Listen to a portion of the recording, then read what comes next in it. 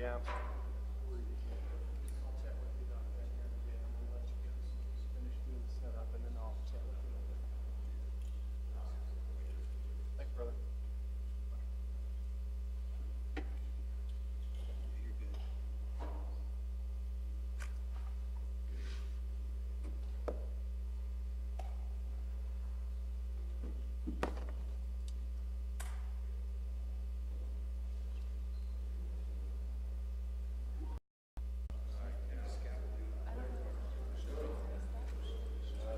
We're still trying to set up what so you can grab whatever we have out. Okay. So, That's okay.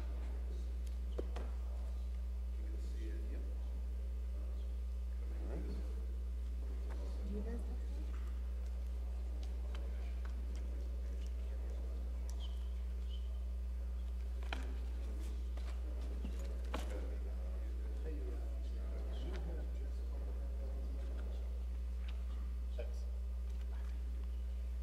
I need to say that I use this.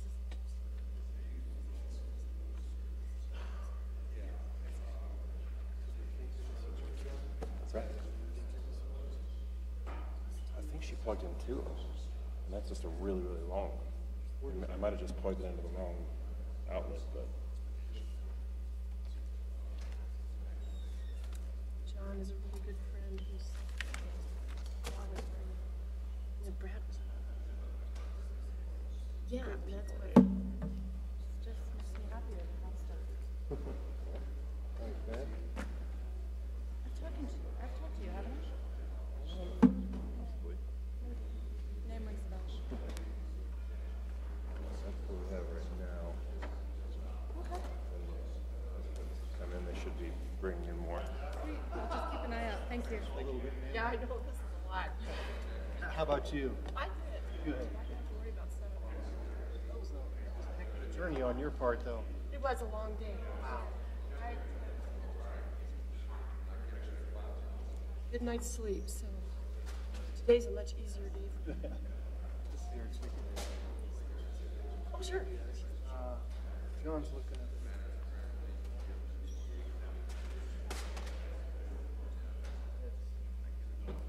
Timer.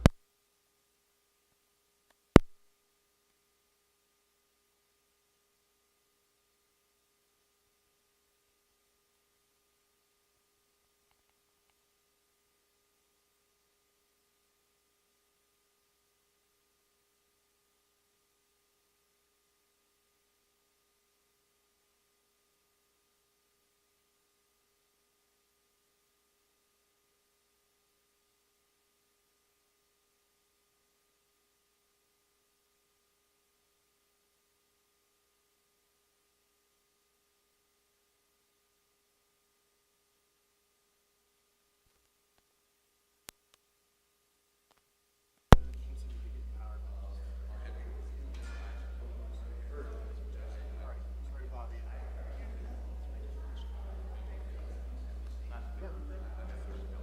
All right, I'm going to thanks a lot.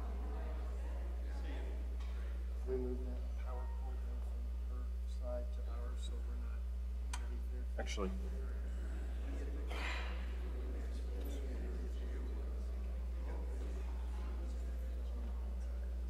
There's one right there. Here's a power strip that you help. Yeah. Oh.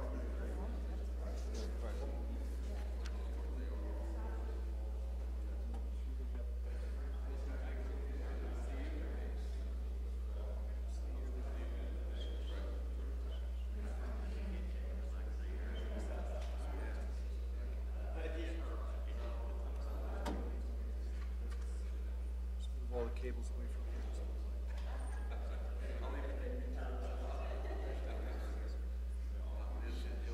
When you do any press packings? Court reporter. Once start bringing packets. Box of those too.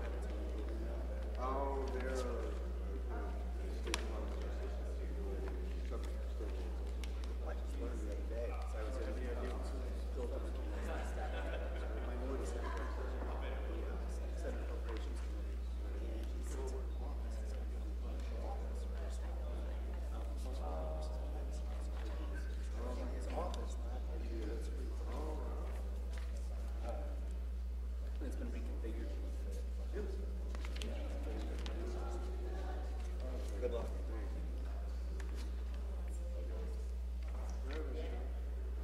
I know, that's it.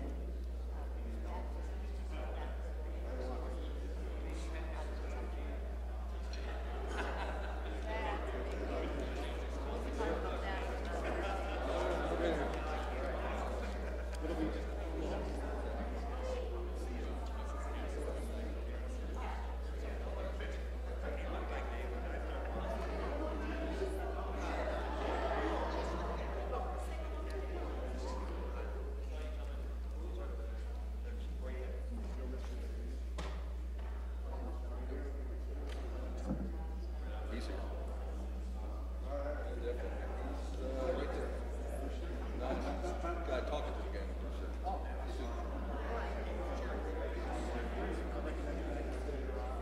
That's him. The rest of them, I don't know who they are.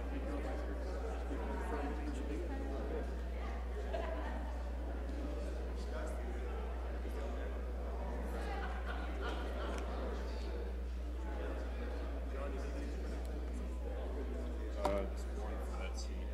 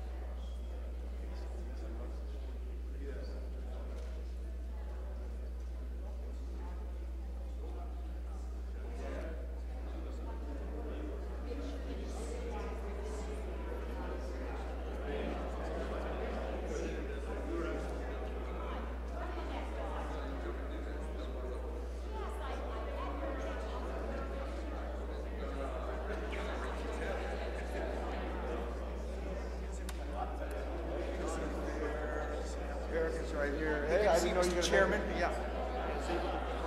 Especially when I saw everyone else.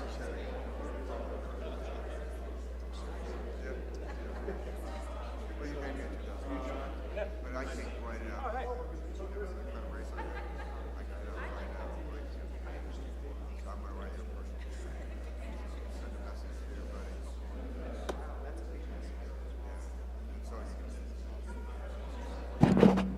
No, it's all right. I really did.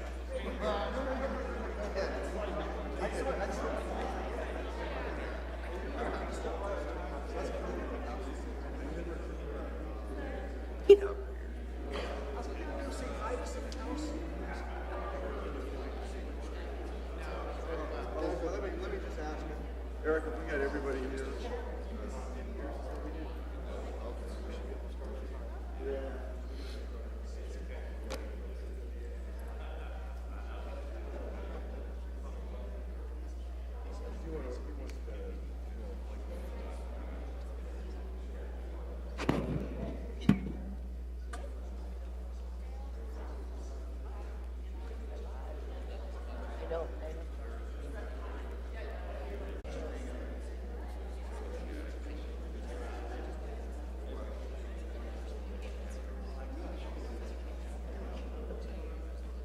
Those ones may or may not have an on-off way. I'm Yeah, not familiar with those. They're actually it's just right in the middle. push. Yeah.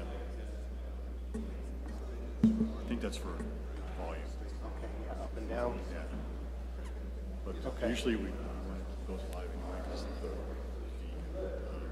presenters or whatever, they turn it back on, and they'll be halfway through their spiel, and nobody will be hearing them anyway. No, that's good. Main thing is to make sure that you know that. Nothing goes up there. Exactly. Gotcha.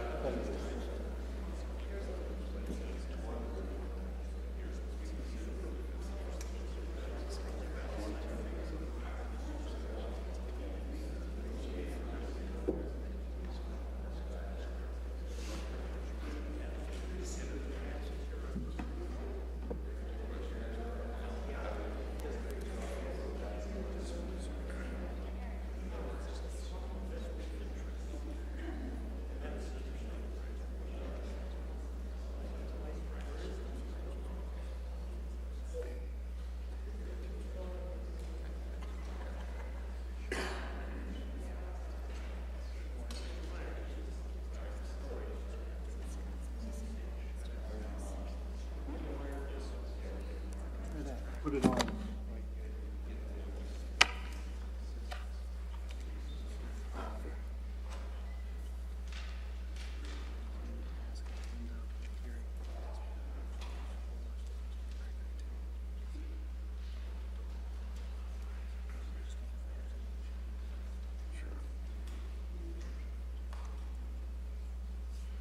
Let's just do a couple of minutes. We're gonna double check a couple of things and we'll be good.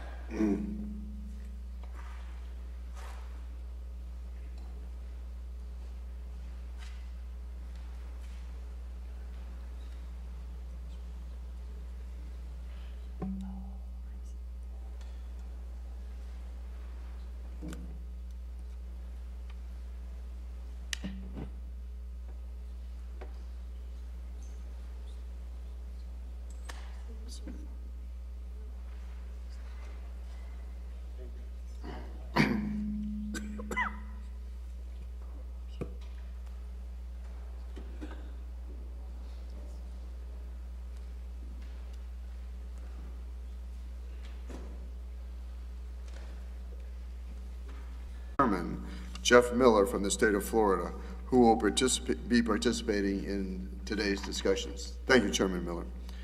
This hearing will address continued problems occurring in the construction of the replacement Aurora, Colorado VA Medical Center that have caused construction that, if enacted, will help get the Aurora facility and other delayed facilities operational as close to the initial completion date as possible.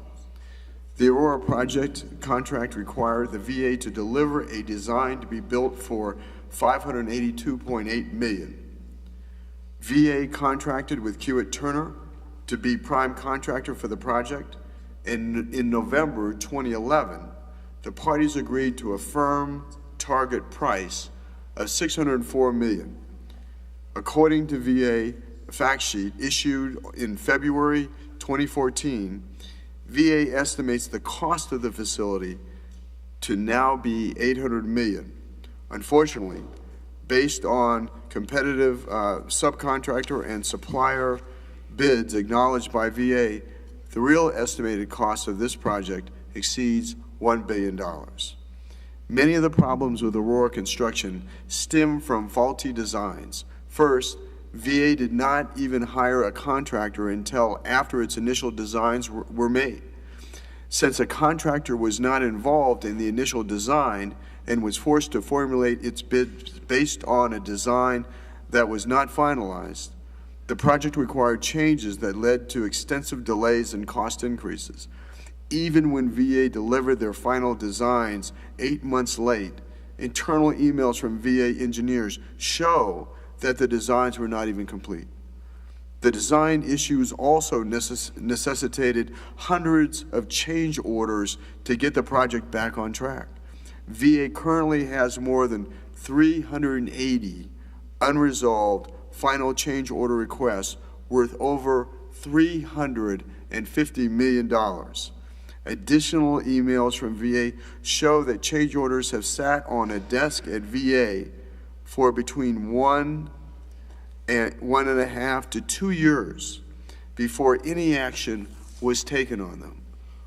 Once acted upon, only one person was assigned to assess the change orders, which considering how the backlog has almost reached 400, one person cannot be able to timely handle these requests. VA's refusal to issue final decisions on change orders, inability to produce designs that could be built within budget, and failure to pay contractors for work completed has led to 16 lawsuits currently pending before the U.S. Civilian Board of Contract Appeals. Notably, the contractors who are parties to these suits have offered to mediate these claims with VA, but VA has declined to do so. Considering these extensive problems with VA that are in no way limited to this one major construction project, recently, I, along with Ranking Member Kirkpatrick, introduced legislation that would require VA to engage the Army Corps of Engineers to act as a special project manager to help the numerous delayed and over-budget VA major construction projects get completed closer to their initial cost and completion goals. With that, I now recognize Ranking Member Kirkpatrick from the state of Arizona for opening statement. Thank you, Mr. Chairman. Good morning, and thank you all for being here today in support of this very important issue that we will be discussing. I want to thank all of the veterans here today for their service to our country. Discussions for replacing the Denver facility began 15 years ago. With the congressional authorization in 2004, veterans in Denver and the surrounding area were able to finally point to a future date for when this new facility would be opened. After 9/11, and with the wars in Afghanistan and Iraq stretching to the end of 2014, the need for this replacement facility was considerably magnified, and everyone recognized something needed to be done. Today's hearing is the fourth in 2 years that the House Committee on Veterans Affairs, to include this subcommittee, has held to review the VA's construction policies and procedures. Valuable lessons have been learned from our investigation of several VA construction projects throughout the country. Now is the time to use these lessons and move this project forward. We all know that due to the ongoing litigation between the VA and Kiewit-Turner, this project is stalled until the Civilian Board of Contract Appeals issues its decision later this year. In the interim, there is still a great deal of planning and work needed to ensure this hospital will be ready to open its doors to veterans next year when the construction is complete. When this dispute is resolved, I hope we will not linger on past actions or place blame, but instead get all hands on deck to complete this facility and serve the veterans who need it. Our remaining troops in Afghanistan will return home at the end of this year. We have aging veterans who fought in World War II, Korea, and Vietnam. They all deserve access to world-class health care throughout the VA. The VA and Congress must work together to ensure that the Veterans Health Administration and its hospitals and medical facilities are fully equipped, staffed, and ready to provide nothing less than the best health care to the men and women who have given so much for our country. I am sure we would all agree that it is our obligation as a grateful nation to do what needs to be done so that veterans' sacrifice and service will never be forgotten. I look forward to the testimony today, and with that, Mr. Chairman, I yield back the balance of my time. Thank you, Ranking Member Kirkpatrick. I now recognize Veterans Affairs Committee Chairman Jeff Miller for his opening statement. I thank the chairman, Mr. Kaufman, and the ranking member, Ms. Kirkpatrick, for inviting me here today to discuss this important issue, important not only to the state of Colorado and the veterans that will be served in this new facility, but all across the country. This project and VA major construction in general has been an important issue for our committee for some time, as the committee members well know, especially considering the problems here, as well as in Las Vegas, New Orleans, and Orlando.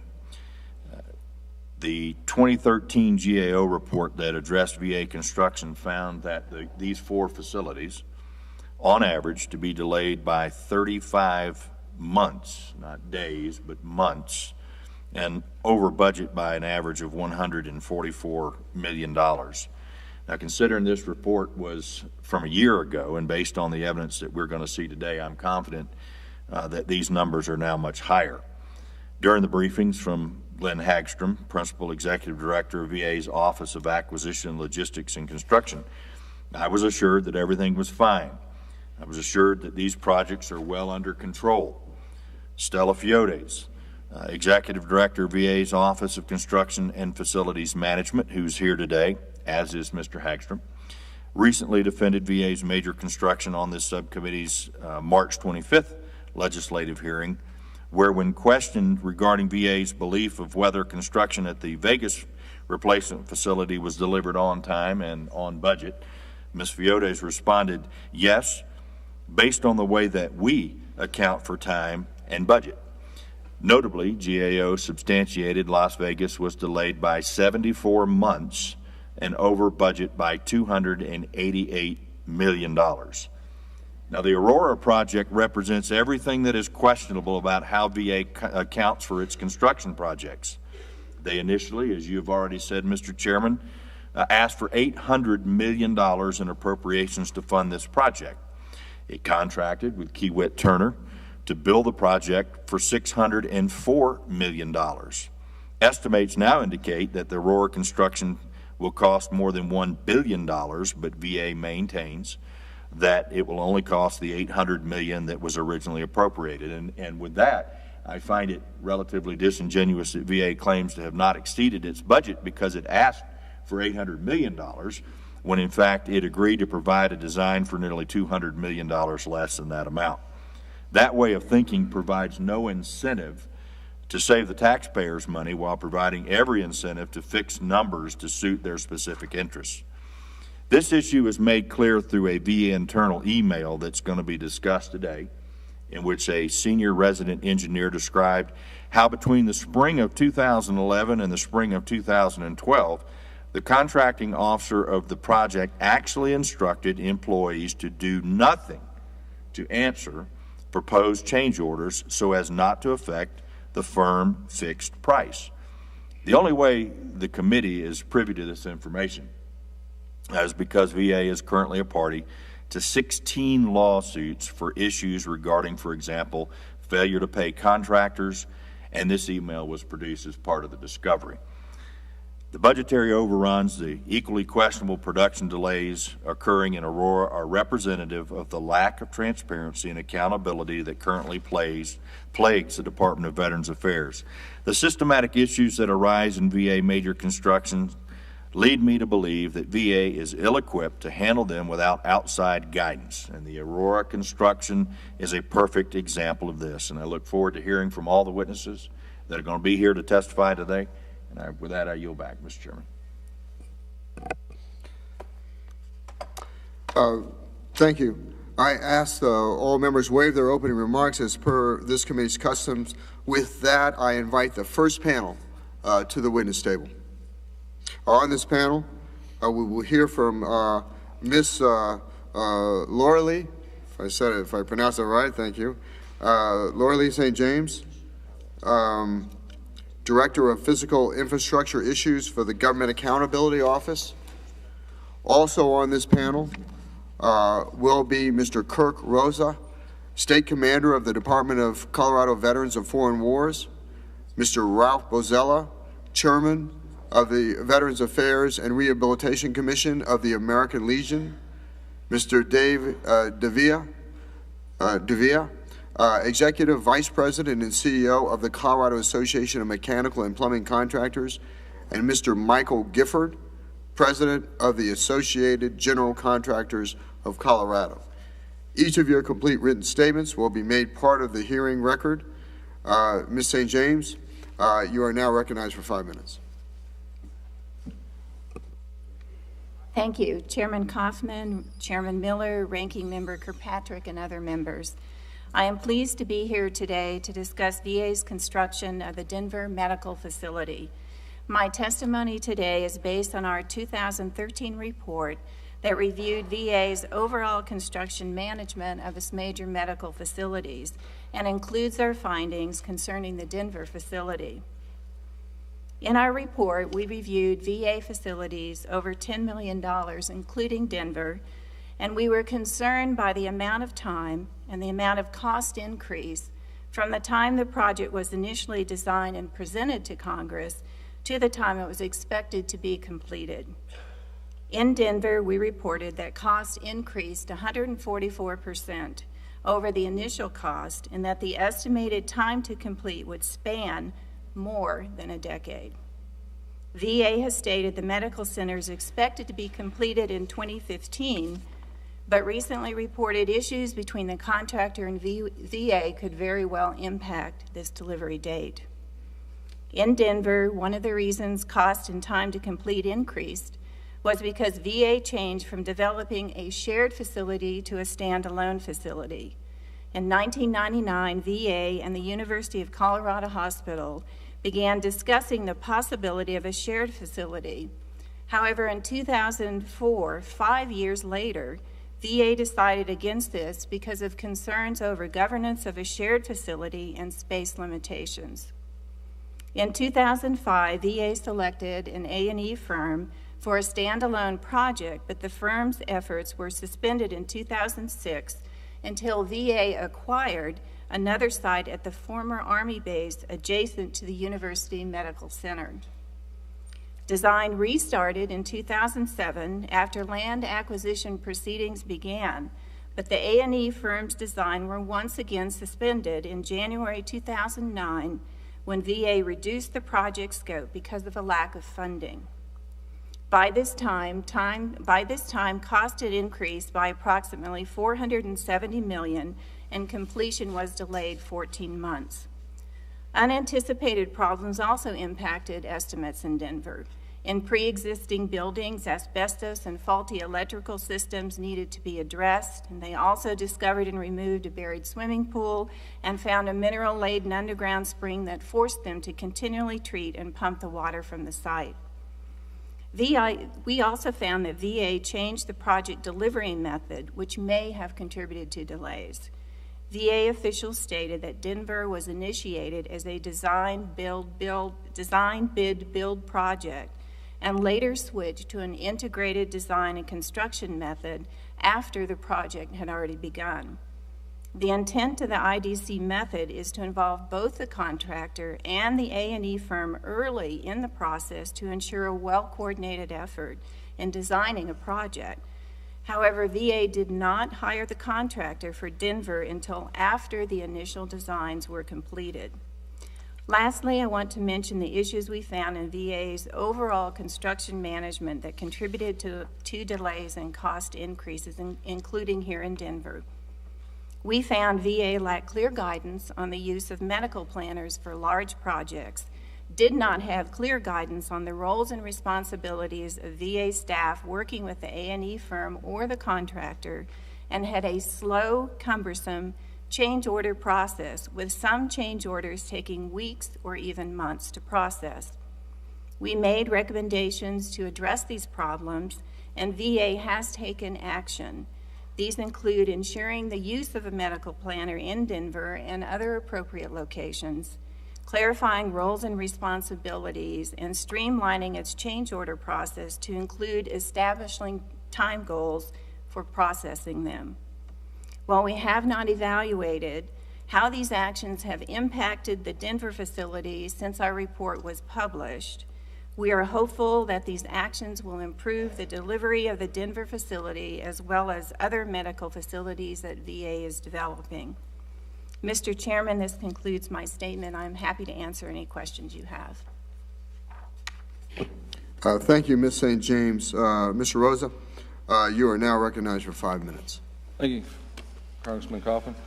On behalf of the nearly 2 million men and women of veterans of foreign wars of the United States, our auxiliaries, and specifically the nearly 19,000 VFW members here in the state of Colorado, I would like to thank you for the opportunity to testify regarding the continued construction delays and cost overruns of the Aurora VA Medical Center replacement project. The current VA Medical Center in Denver was built in 1948, has outlived any reasonable life cycle expectations.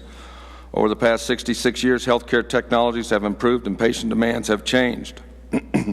But our medical center has not kept pace. Discussions for replacing the facility began in 1997.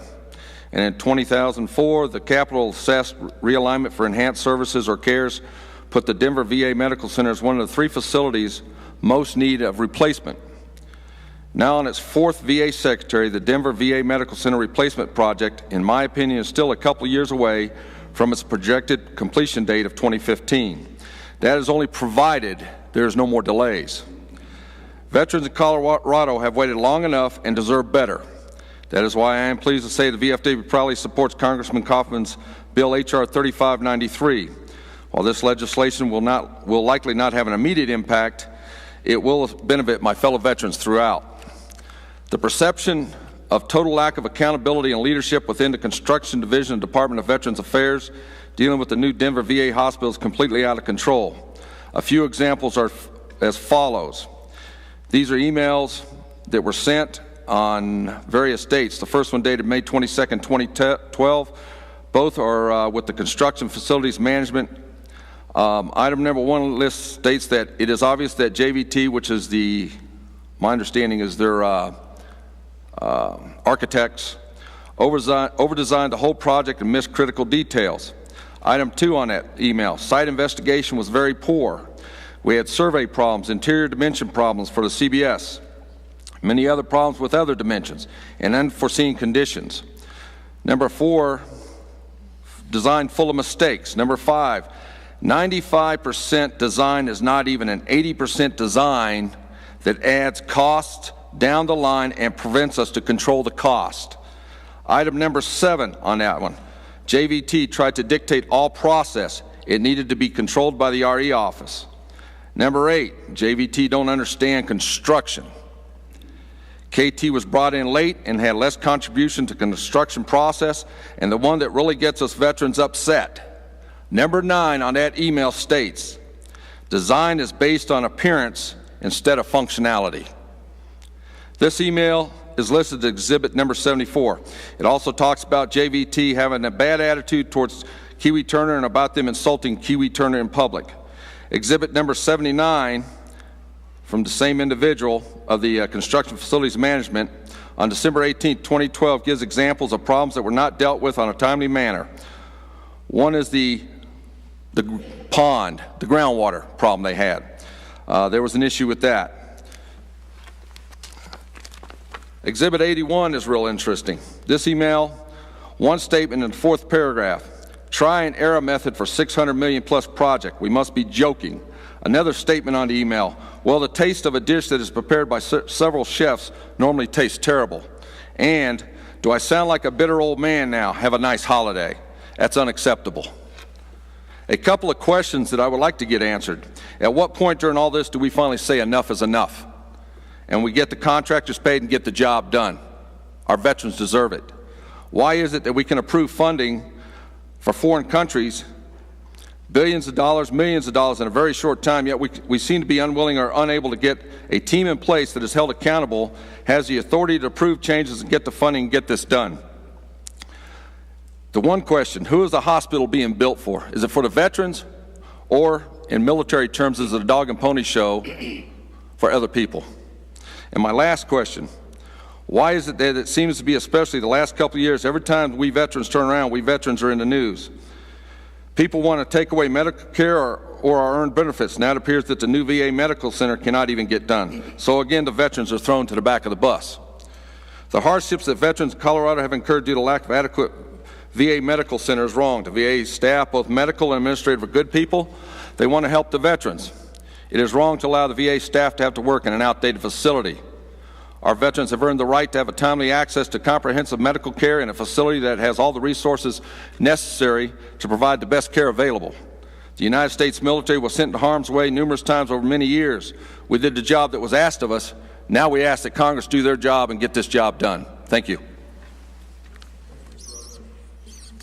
Thank you, Mr. Rosa, and thank you for your service to our country. Mr. Bozzella, you are now recognized for 5 minutes. Thank you, Mr. Chairman. Ranking Member Kirkpatrick, Chairman Miller, and members, on behalf of the National Commander of the American Legion, Dan Dellinger, and the 2.4 million members, I just want to say thank you to this committee for the scrutiny you are applying to sorting out this unfortunate and really unnecessary mess with VA construction projects. As you've heard, this is one problem in Colorado, but it's more than that. Here in Colorado, we have waited for this hospital since the late 1990s. We've seen 3 previous VA secretaries promise and fail to deliver. And under this current administration, we've been waiting for a half-decade since ground was broken on this hospital in August of 2009. I've been tracking the problems of our hospital in Colorado for quite some time now. I get to act in another capacity with the American Legion as chairman of the Legion's Veterans Affairs and Rehabilitation Commission. I'm an active participant of our System Worth Saving Task Force, and this task force has been in existence for over a decade now, and it's the largest third-party evaluation system for VA's health care. I've made 7 visits across the country in this cycle thus far, and I've been able to see that VA has some problems, lots of problems, with accountability and transparency, largely communication issues. And these issues are hurting veterans' ability to access their health care. There appears to be systemic problems with how the VA manages their large construction problems. If we look at the big 4, here in Colorado, as you've heard, we're overdue and over budget. We have hundreds of millions of dollars locked up, and we feel like we're not getting anywhere. In Orlando, there are hundreds of millions of dollars over budget and miss deadline after deadline. The same applies to New Orleans. In Las Vegas, they opened a hospital, but they immediately needed millions of dollars in expansion because they couldn't meet the basic needs of a proper ramp for ambulances to drop off patients at the emergency room. The GOA report referenced earlier here shows that these 4 projects were on the average 35 months over schedule, and that's an average. The average cost overruns we have it as $366 million. And frankly, this is unacceptable and unconscionable. Other agencies and the private sector organizations continue to build hospitals in the Denver, Colorado region and across the nation, yet the VA replacement hospital on the Fitzsimmons campus continues to stagnate. On behalf of all the veterans in the Western region, the American Legion calls for VA to complete this project so veterans will no longer be required to use inadequate and substandard facilities. The American people want a first-rate health care system for our veterans. You look at the internal planning process through the SKIP program, and you will see that VA is trying to meet the needs of an expanding population. But the mismanagement is killing these projects, and nobody seems to be held accountable. It's the same problem we've seen across the country. VA health care is a great health care system for veterans when they can access it. Between the ability to share information, the networking, and high-quality care, VA has some state-of-the-art medical options for our veterans. But veterans can't get that state-of-the-art health care if they can't get into a facility. VA needs to take a long, hard look at how they're managing their construction projects because the results are across the board unacceptable. You've got to put every option to fix all of these problems on the table. Steps need to be taken to ensure that future VA hospitals are planned, designed, and built within a transparent, accountable system that puts its veterans first. You've got 4 projects in the 4 states, and who knows how many more are needed as the VA expands to meet the future needs of the 21st century veterans. Falling behind schedule is becoming a standard practice at VA, but you have to really think about what that means. Behind schedule means veterans have to drive further and wait longer and delay critical care until their facility can open. Behind schedule means pushing veterans out into the private sector where it's harder for their primary care providers to track the effects of their specialty care because the private sector lacks VA's VISTA system of electronic health records. Behind schedule means that the veterans of Colorado and the veterans of America are not getting the health care that they need. The American Legion thanks this committee for their close attention to the problems of the veterans of Colorado and the rest of the America. We want you to know that the American Legion is working diligently and tirelessly to keep the focus on this issue so we can get the positive and necessary changes from VA to make sure that America's veterans, those who gave 100% for the defense of this nation, do not have to face these problems in the future. After all, America's veterans deserve better. Thank you, sir. Thank you, Mr. Bazell, and thank you also for your service to our country. Mr. Davia, you are now recognized for 5 minutes. Thank you, Chairman Kaufman and members of the committee. Thank you for the invitation to participate in today's hearing and for your continued stewardship on behalf of our veterans. My name is Dave Davia, and I'm the Executive Vice President and CEO for the Mechanical Contractors Association of Colorado, or something I'll refer to as MCA of Colorado. We propose to this committee a more in-depth and technical analysis of the VA's construction program and prime and subcontractor selection reform process be considered, which we contend will improve budget and schedule performance. The MCA of Colorado is a trade association affiliated with the Colorado Association of Mechanical and Plumbing Contractors. There we operate 4 different and unique trade associations that represent the heating, air conditioning, refrigeration, plumbing, piping, and mechanical service industry here in Colorado. We represent hundreds of contractor members. In 2014, we're celebrating our 125th year in existence. The MCA of Colorado is a chapter of the Mechanical Contractors Association of America that serves the unique needs of more than 2,500 member firms across the country and in Canada. In 2013, MCAA also celebrated its 125th year in existence, and our other national organization, the Plumbing, Heating, Cooling Contractors National Association, is 132 years old this year as well. Our contracting firms operate in both public and private sector and in direct federal construction projects like the VA hospital. As you are aware, Colorado is home to many federal installations like INCAR, UCAR, NOAA, GILA, NIST, and many others. We also have 6 or half dozen military installations here in Colorado, all of which our members work on those bases. So it is fair to say that we operate both as first-tier prime contractors or subcontractors to general contractors, and you'll hear from my colleague Michael Gifford here in just a moment. By virtue of our view of direct federal procurement issues that the VA and other civilian and defense agencies operate, it is fair to say we are a nonpartisan and single industry bias market perspective, so our comments are offered in that manner. Specialty contractor firms comprise about 64% of the industry, according to the Bureau of Labor Statistics from an employment perspective. And in the mechanical, electrical, and plumbing sector, we account for more than 30% of the overall project spend. In balance and fairness, Congressman Kaufman, our first request of this committee is to take the views of performing subcontractors in proper balance with the views of non-performing prime contractors that may be offered. Too often, direct federal procurement policy forum outweighs the views of the prime contractors as compared to the subcontractors, and I'm hopefully going to offer our comments and considerations here today and to enlighten you in that regard. It is our sincere request that we can count on this committee's continued leadership in subcontracting committee and the House Small Business Committee to correct a long-standing and harmful bias we believe that stems from greater political weight in policy forums. MCA of Colorado supports the mission of the Department of Veteran Affairs, and in fact, many of our company principals and the people we employ are veterans themselves. We support the Helmets to Hard Hats program. We also have an innovative program called the Veterans in Piping program. The third installation of its kind is housed at Fort Carson in Congressman Lamborn's district, where we take discharging veterans, give them 16-week welding training experience, and place them in our direct entry into our apprentice programs and help them, our returning veterans, directly make their way into employment, which you all know can be problematic at times.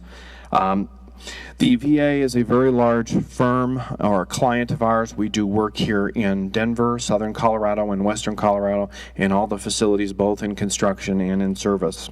With those overlapping and intersecting public interests, we offer the following comments as constructive suggestions for improvements of the VA program.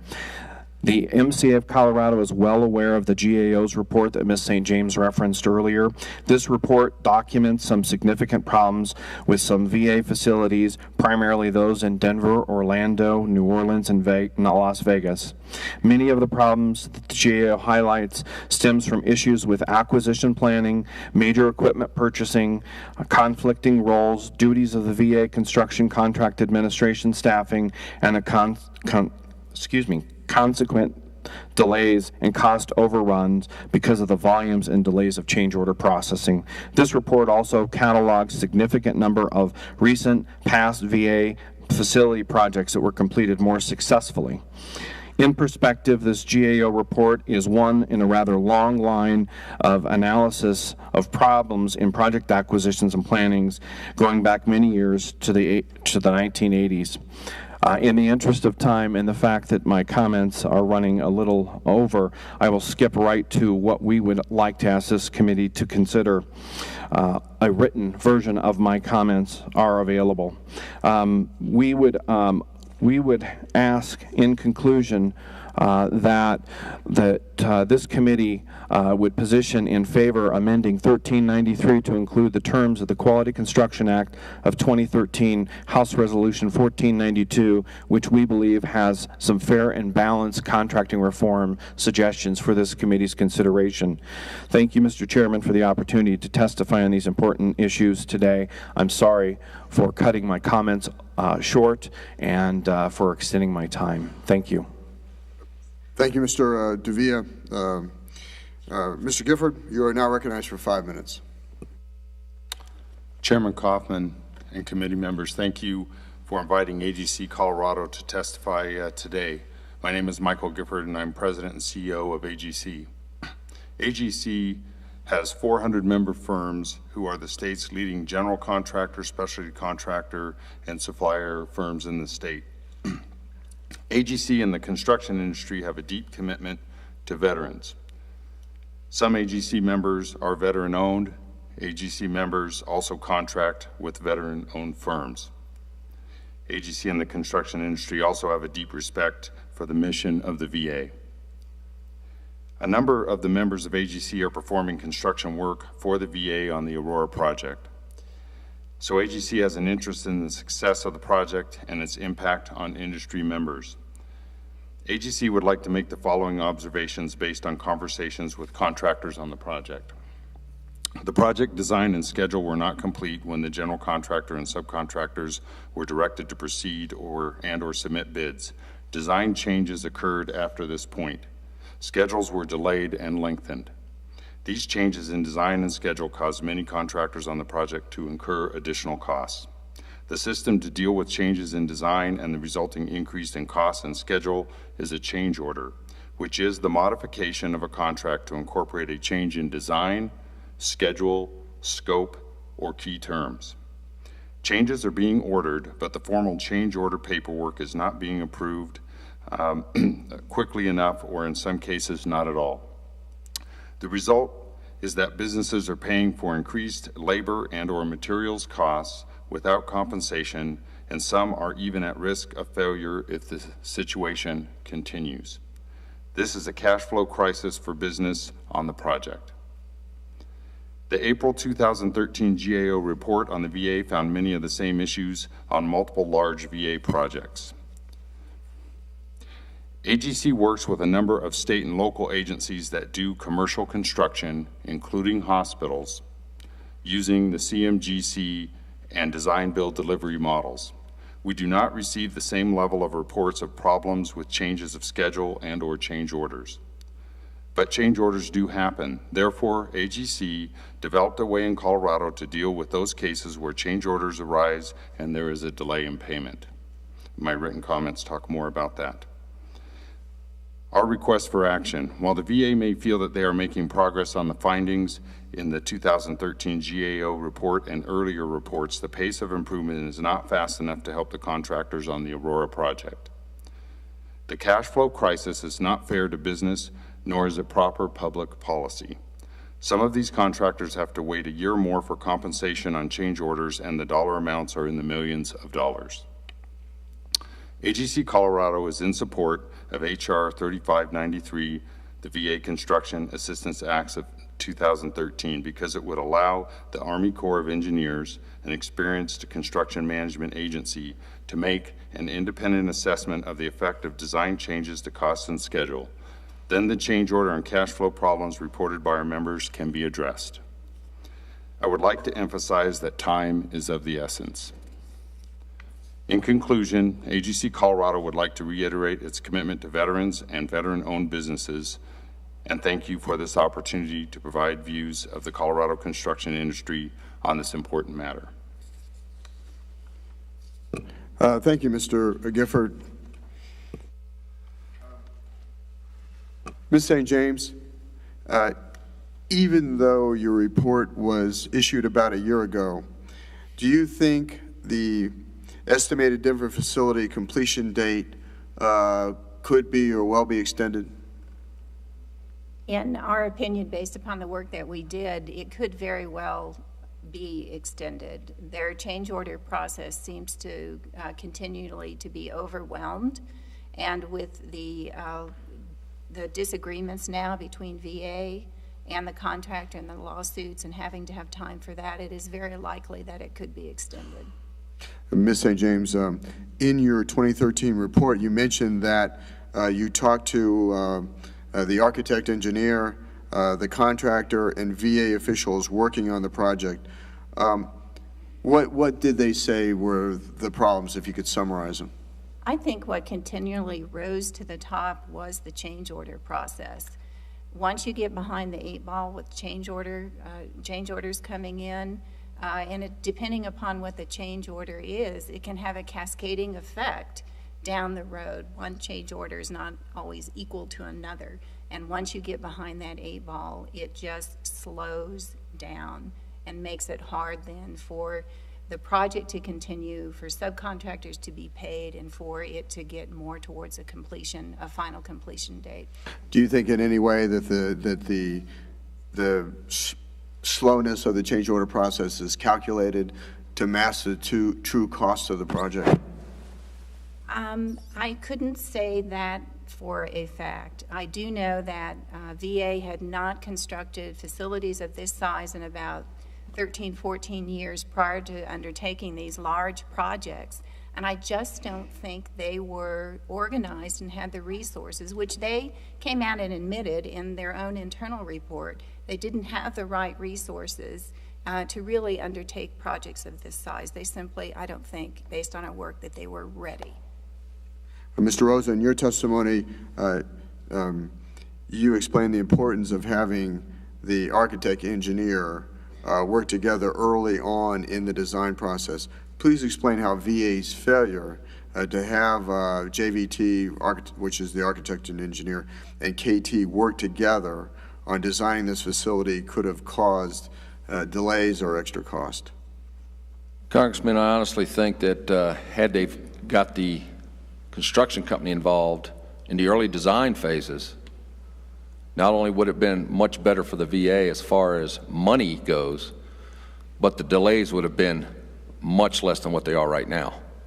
As you got a design architect company that, from everything I've read and the research I've done, that is not familiar with a project of this size to do what we're trying to do. You have a company, construction company, that is, and they should have been working together from day one, not from 8, 9 months down the road. Now we're going to get them together. It's not right. Any further comments, Mr. Bozzella? It seems that, as Commander Rosa is saying here, Mr. Chairman, that at the beginning, that the design-build process that was used here by the VA, and on a major project of this size, I don't believe that they've used that process in the past to this level, and so they didn't hit the ground running because of that. There were problems right from the beginning, and there was no communication. There was very little communication at first. There wasn't a contractor at first, and then once they had the contractor, there was very little communication, at least what we could see at meetings that I've attended between the contractor and the VA.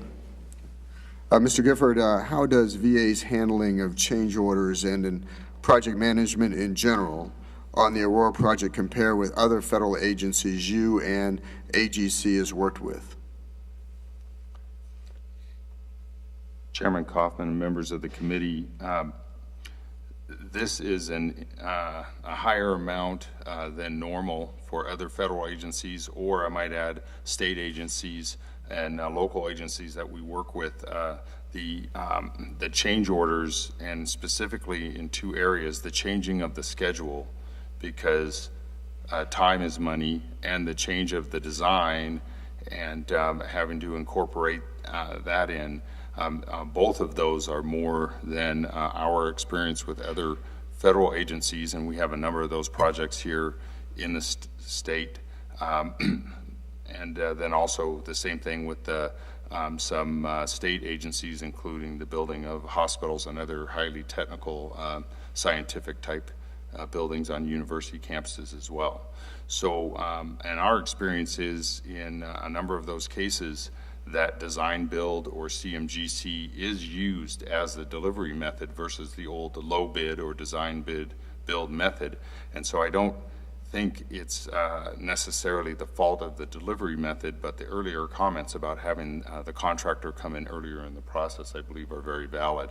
That is one of the key things in design build or CMGC, is that you get the prime contractor and the rest of the team, including the mechanical contractors, on board early, so that you can have the benefit of that experience during the design process. Mr. Davia, do you have any further comment to that? No, I would just echo what Mr. Gifford has said, and so far as to say design build is becoming more prevalent in our industry, especially on larger and more complex projects that requires coordination of what could be upwards of, 20 to 30 different subcontractors from a scheduling perspective and from a timing perspective, given the facility and the space requirements or confinements that exist on this particular installation. Thank you. And I just would make the announcement right now that I'd like when the panel is done for them to remain. We're going to do a second round of questions after the VA testifies for this panel. Ranking Member Kirkpatrick. Thank you, Mr. Chairman. Mr. DeVia, I understand that there have been difficulties with payments to the subcontractors on the job. One particular instance involved problems establishing and enforcing correct labor rates for certain trades. How are these issues normally avoided, and what failed in this instance? Ms. Kirkpatrick, I am not clear of what subcontractor you might be referencing, so I'm going to make some assumptions in kind of my remarks back to you. But in a typical project such as this, they'll look to the federal Davis-Bacon wage rate or the prevailing wage for the area in which the project is located. That is a point-in-time measurement of what the wage rates are at that point in time. Now, for that population of individuals that may be operating under a collective bargaining agreement, there may be scheduled increases that may be at play over the lifetime of a project of this size. For the open shop or merit contractors, keeping labor in place over a 3 or 4 year period in continuity is really, really important. So you as a contractor have to give some credence to an understanding of price increases from a labor perspective, and those are usually submitted on the front end with the contractor's bid. This was a design bid build practice that was offered. We heard Ms. St. James reference that kind of design build process later on.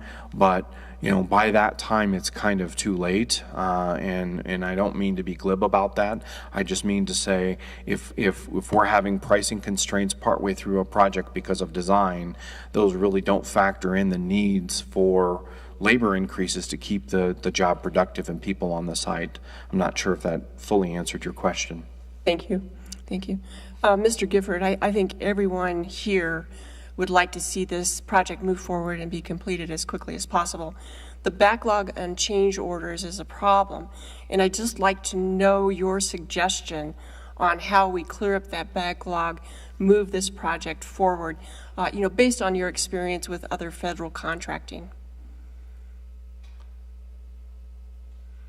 Chairman Kaufman and Representative Kirkpatrick, the stark reality is that the budget is going to have to be adjusted and the change orders are going to have to be processed in a more timely fashion if you want to complete the project on time. The current process is not working, and it's going to take that stark recognition to get that done. Otherwise, if that's not done, many of these issues are going to be going to some other type. It's going to continue to slow, and they're going to go to some other type of a process, like a claim process or something else that's going to drag out over a number of years, and it may end up costing the same amount of money, but through a very painful process for everyone involved. Do you believe that if the Army Corps of Engineers took over management of this project, they would be able to solve that claims backlog and move the project forward? Chairman Kaufman and Representative Kirkpatrick, they would be able to solve the process part of it, but they would need an additional budget from the appropriate authority to then actually to pay those change orders as well. So that would be something that I think would be out of their control and would be in the control of Congress. That leads me to my next question to Mr. Rosa. You called on Congress to do whatever is necessary to complete that project, and I just wondered if you would give us a little more detail about what that means. Do you think that there should be a specific appropriation request that's passed out of Congress that includes adequate funding to complete this project? I'd just like to know your thoughts about that. I think what it's going to take is for Congress to take a look at what is needed right now, money-wise. We know we're over budget already. At what point are we going to come to an agreement to say, okay, this is the bottom line. This is what has to be appropriated to build this hospital. And I think we could, if we get the construction folks together, get the architects together, get the VA together, and get a team in here, whether it's Army Corps of Engineers, the VA team, whatever, and tell them, this is what we're going to approve. You're going to be held accountable for this amount. Now get this damn thing built. That's what it's going to take. Thank you all very much for your testimony today, and I yield back the balance of my time. Mr. Lamborn. Thank you, Mr. Chairman, and thank you for your leadership on this issue. Over the last years, you've been really following this closely, and I compliment you for your dedication on making sure the right thing is done to our veterans. There are major problems that the VA must address. The cost to taxpayers because of cost overruns is a big concern. But even more critical to me is the possible loss to veterans of critical health care access because of schedule delays. So Ms. St. James and Mr. Bozzella and Mr. Rosa, does the Government Accountability Office believe that the scheduled delay at the Denver facility could result in a veteran in my district in southern Colorado being denied access to a procedure that is not available elsewhere in the region during the meantime? I couldn't really answer that for sure. What we do know is that the major hospitals will sometimes tailor what is needed in the area based upon VA's healthcare projections. And in managing the money, if it is truly going to be over $1 billion versus 800, and if VA is expected then to manage to that 800, but it's really going to cost more, then what VA has to do is to reduce what it's going to offer. And that's the part I'm not sure what they're working on to reduce and change some of the designs that could perhaps result in something not being offered. Would you be able to get me more information on that later? Sure. Thank you. Mr. Bozzella and Mr. Rosa. Congressman Lamborn, Mr. Chairman, the System Wear Saving Task Force has one more site visit this year, and it's going to be in Denver, May 12, 13, and 14. At the end of that visit, we'll have a much better idea regarding access to Denver facilities, scheduling, the problems that the construction might have with that. As you know, as you well know, the new facility in Colorado Springs is nearing completion. I think that's going to improve access for certain day surgeries and the clinic procedures there in Colorado Springs. There are certain things that they can't schedule in Denver right now, and if they can't schedule them, they are fee-based out to the private providers, which is some of the remarks that I made. And we do have concerns. Anytime a veteran is not seeing a veteran-centric care offered by VA, there are problems with the private sector. For one thing, the private sector providers really don't know how to treat the whole veteran.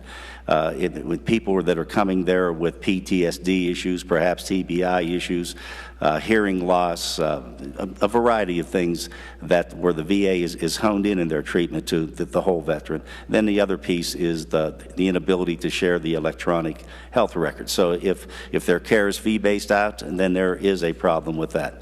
I would be glad to share I know we'll share our report with you at the end of the Denver visit mid-May. So then we'll have a better idea of what that access is. And I would like to work with you on that visit to make sure it's as successful as possible. You will have an invitation. Yes, okay, sir. thank you. Mr. Rosa. Congressman. Especially because you know the Colorado landscape very well. Well, what I would like to say is that Mr. Bozzella said it very well. You know, for me to sit here and say yes to that would be wrong. For the most part, a lot of my members that go to the VA Medical Center, they talk about that they get the best care available to them right now. Whether they've been turned away or not, I can't tell you. I can tell you of 2 instances where I know for a fact, both of these are very good friends of mine that went to the VA Medical Center, and with what was done to them there, they went back a couple weeks later and they were sent out to a civilian hospital to get it corrected. As far as what actually happened and all that, I'd rather not talk about it, but the one gentleman's name, Terry Lyons, he's our post commander, he almost lost his leg. Do I think it's because of the doctors or anything there? I think it's more of it's an outdated facility that doesn't have the capabilities to handle the load that's coming down the pipe. That's what I think is the problem. All right, thank you all for your testimony. Thank you, Mr. Lamborn. Mr. Miller, Chairman Miller. Thank you, Mr. Chairman. Ms. St. James, if you would, just what was the biggest issue with VA that you saw as you were going through the review process that's preventing them from being able to get the job done? Well, there's been a couple of topics that have been mentioned here, the change in the type of contract, the change order process. But when I stand back and look at it, it really does not matter what kind of delivery vehicle you have. It really comes down to leadership in the VA and to preserving and working towards a good relationship with the A&E firm as well as with the contractor. When those types of things break down, then you'll see those problems being reflected then in a process, and specifically in the change order process. And again, VA, I think it was overwhelmed to build these large of facilities and not having the resources to really do it in a way that it could have been better. And when you say resources, do you mean financial resources or personnel resources or experience resources? I would think all of the above. Particularly, I think noted was that they didn't have the people with the right background to know how to go about starting projects of this size. And again, they recognized it in their internal review, but that was back in 2012. So I think it's time. that they either get the resources and ask Congress for what it is they need, rather than having the hospitals that are taking longer to complete. And this is a good segue over to Mr. Rosa. The Congress has given VA every dollar that they've asked for any project, for any facility. They've given them every personnel that they've asked for, every piece of equipment that they've asked for. And so I would like to kind of modify your statement just a little bit, where you said, you know, that Congress should do their job and finish the facility. It's VA's job to finish the facility. They're the contracting agency. We gave them every dollar that they asked for. In fact, they have the money right now to pay the people who have done the work.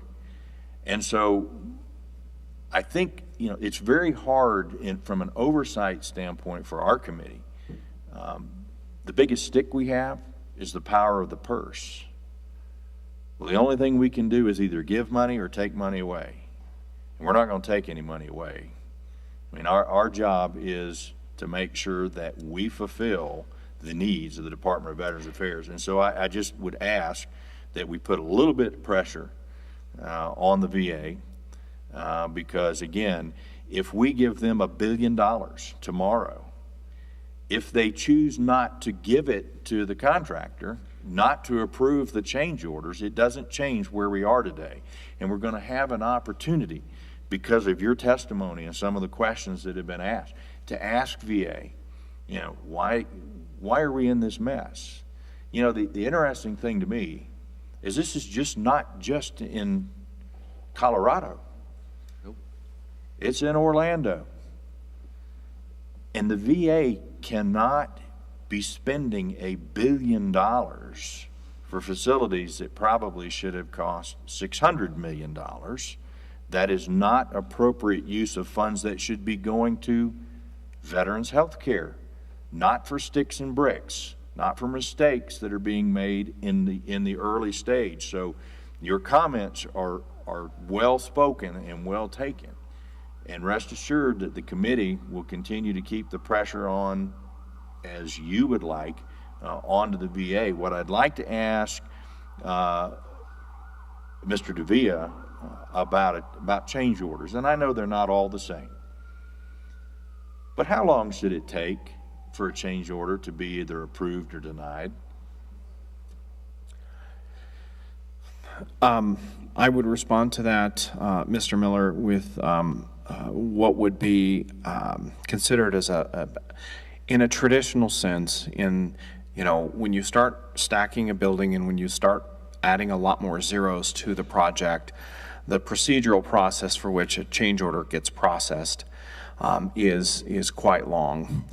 So I would tell you that as a comparative, we, the construction industry, worked with the City and County of Denver. City and County of Denver reportedly had some issues in processing construction change orders and a whole lot of other things.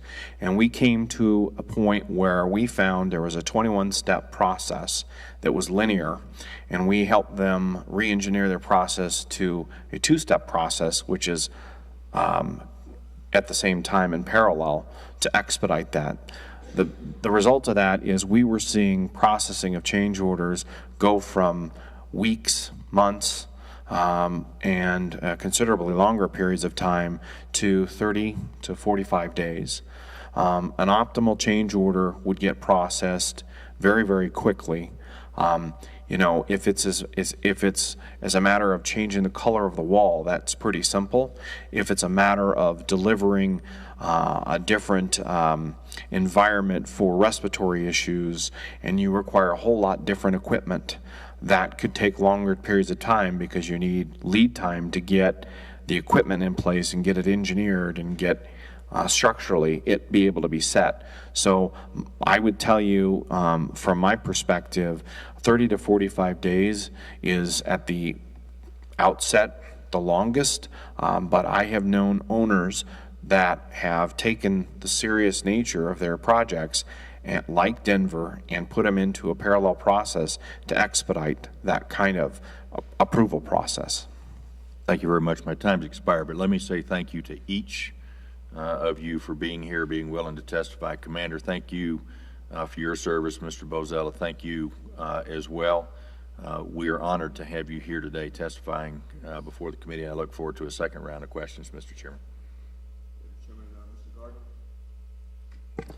Thank you, Mr. Chairman, for holding this hearing today, and thank you, Chairman Miller, for being here today to address this important issue, what should rightfully be incredible pride of the Rocky Mountain State, a new VA hospital to serve the needs of our veterans, and hopefully we can get through this and make that happen and make sure that it does indeed become the pride that we know it will be. I'm struck by, Mr. Bozella, I think you had said that we've watched other facilities, other hospitals being built in Colorado.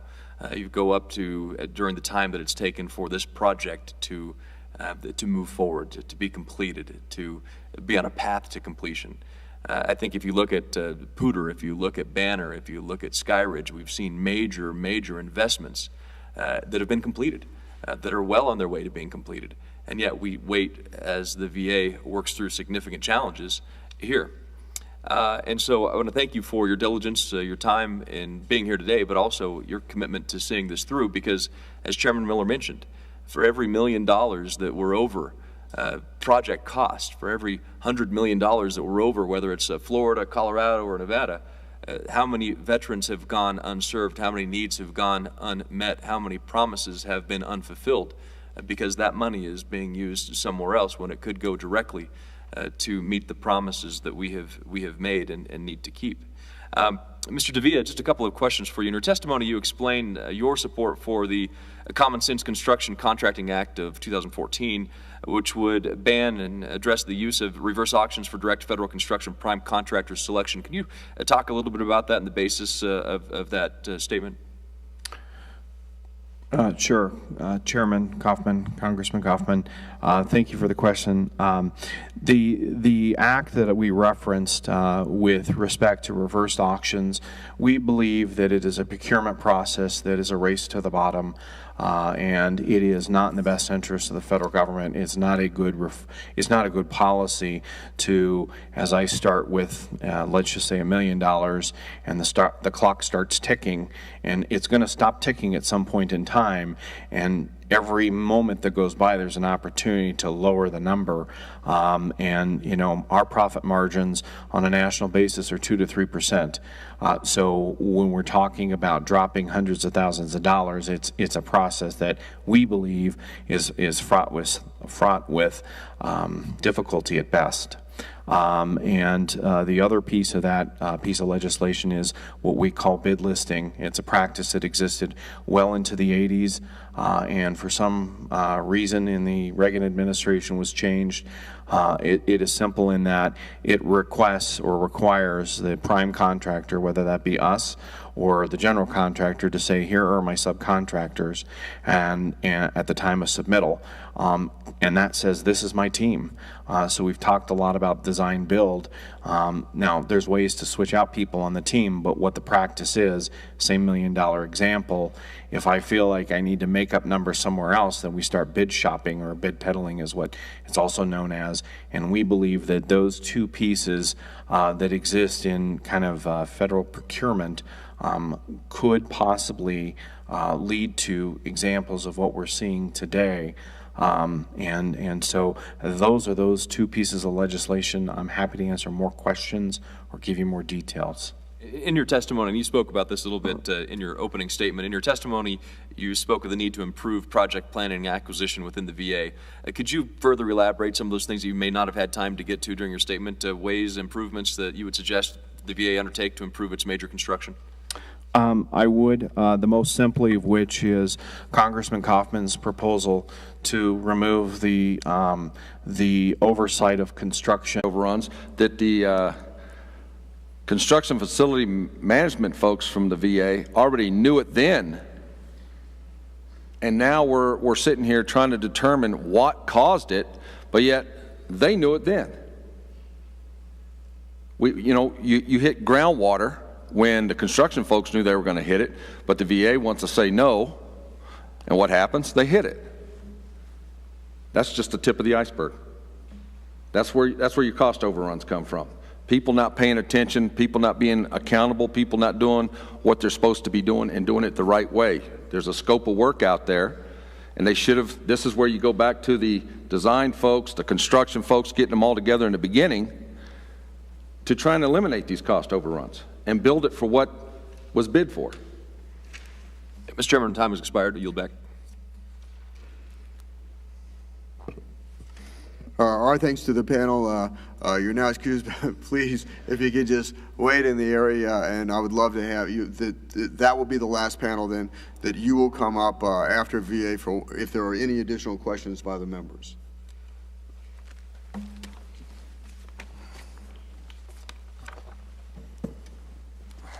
I now invite the second panel to the witness table. On our second panel, we will hear from Mr. Glenn Hagstrom, Principal Executive Director of the Office of Acquisition, Logistics, and Construction for the Department of Veterans Affairs. He's accompanied by Ms. Stella Fiotes, Executive Director.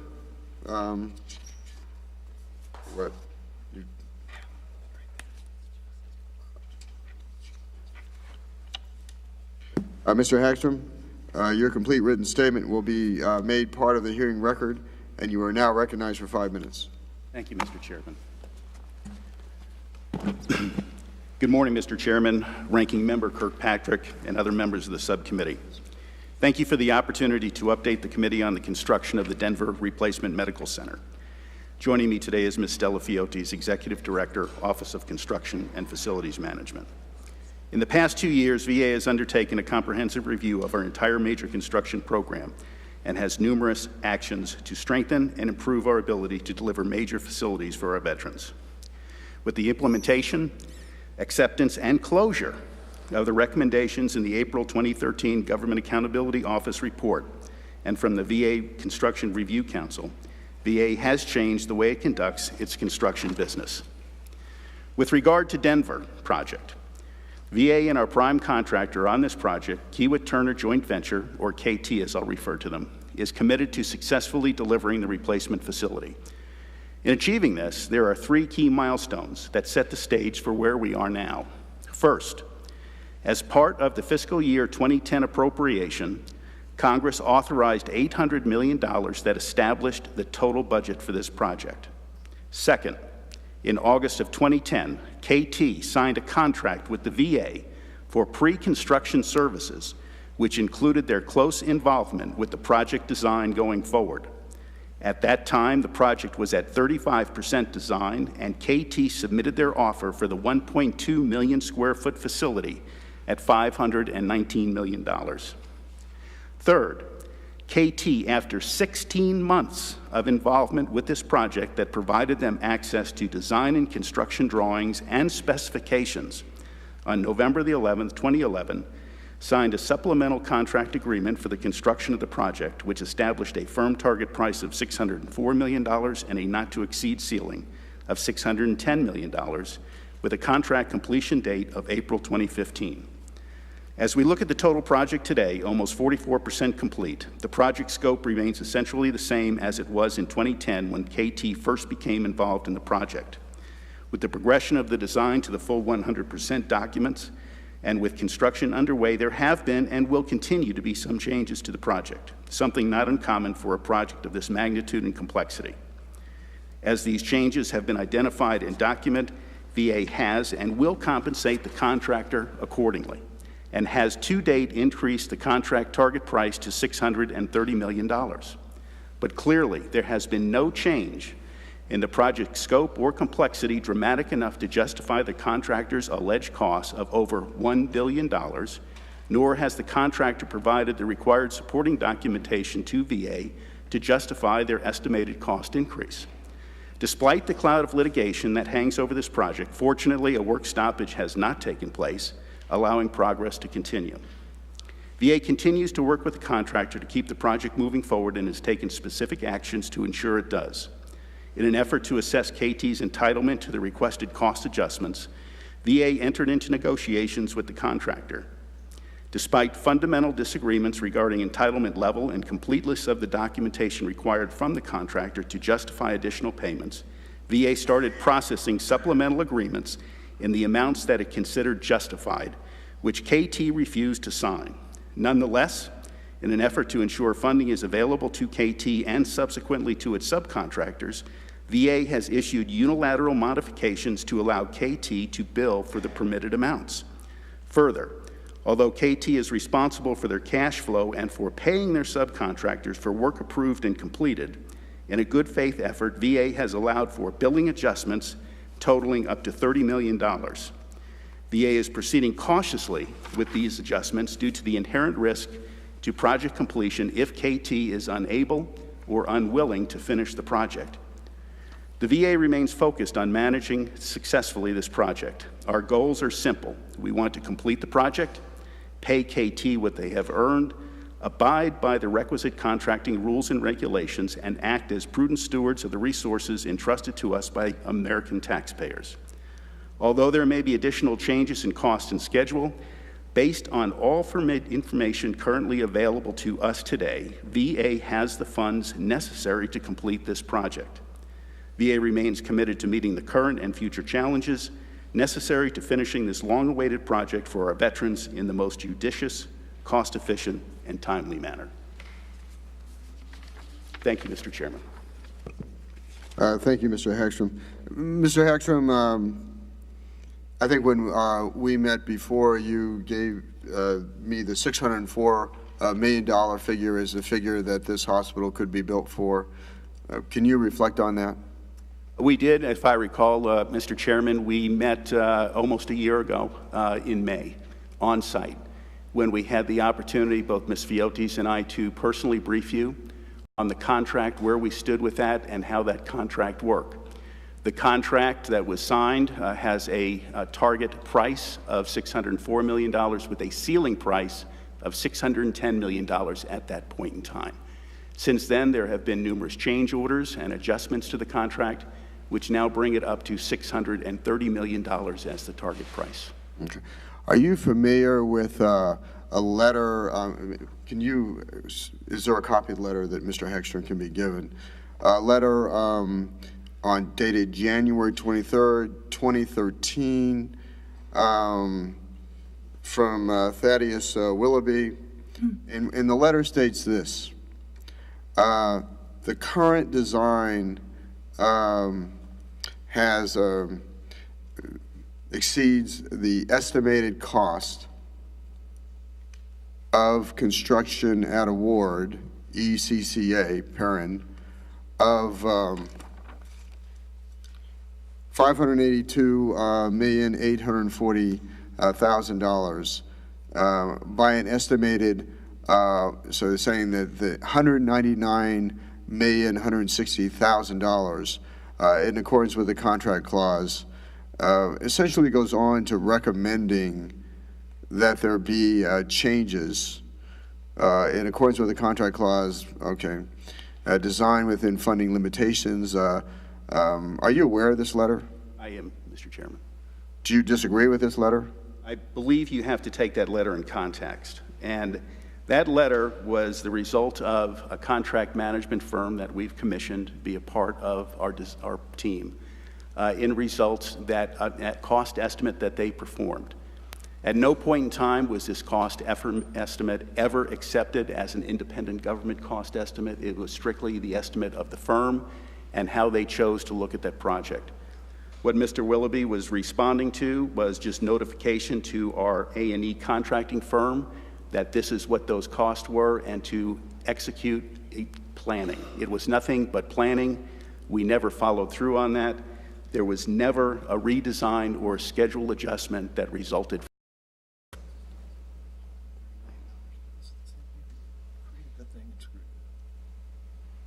Okay.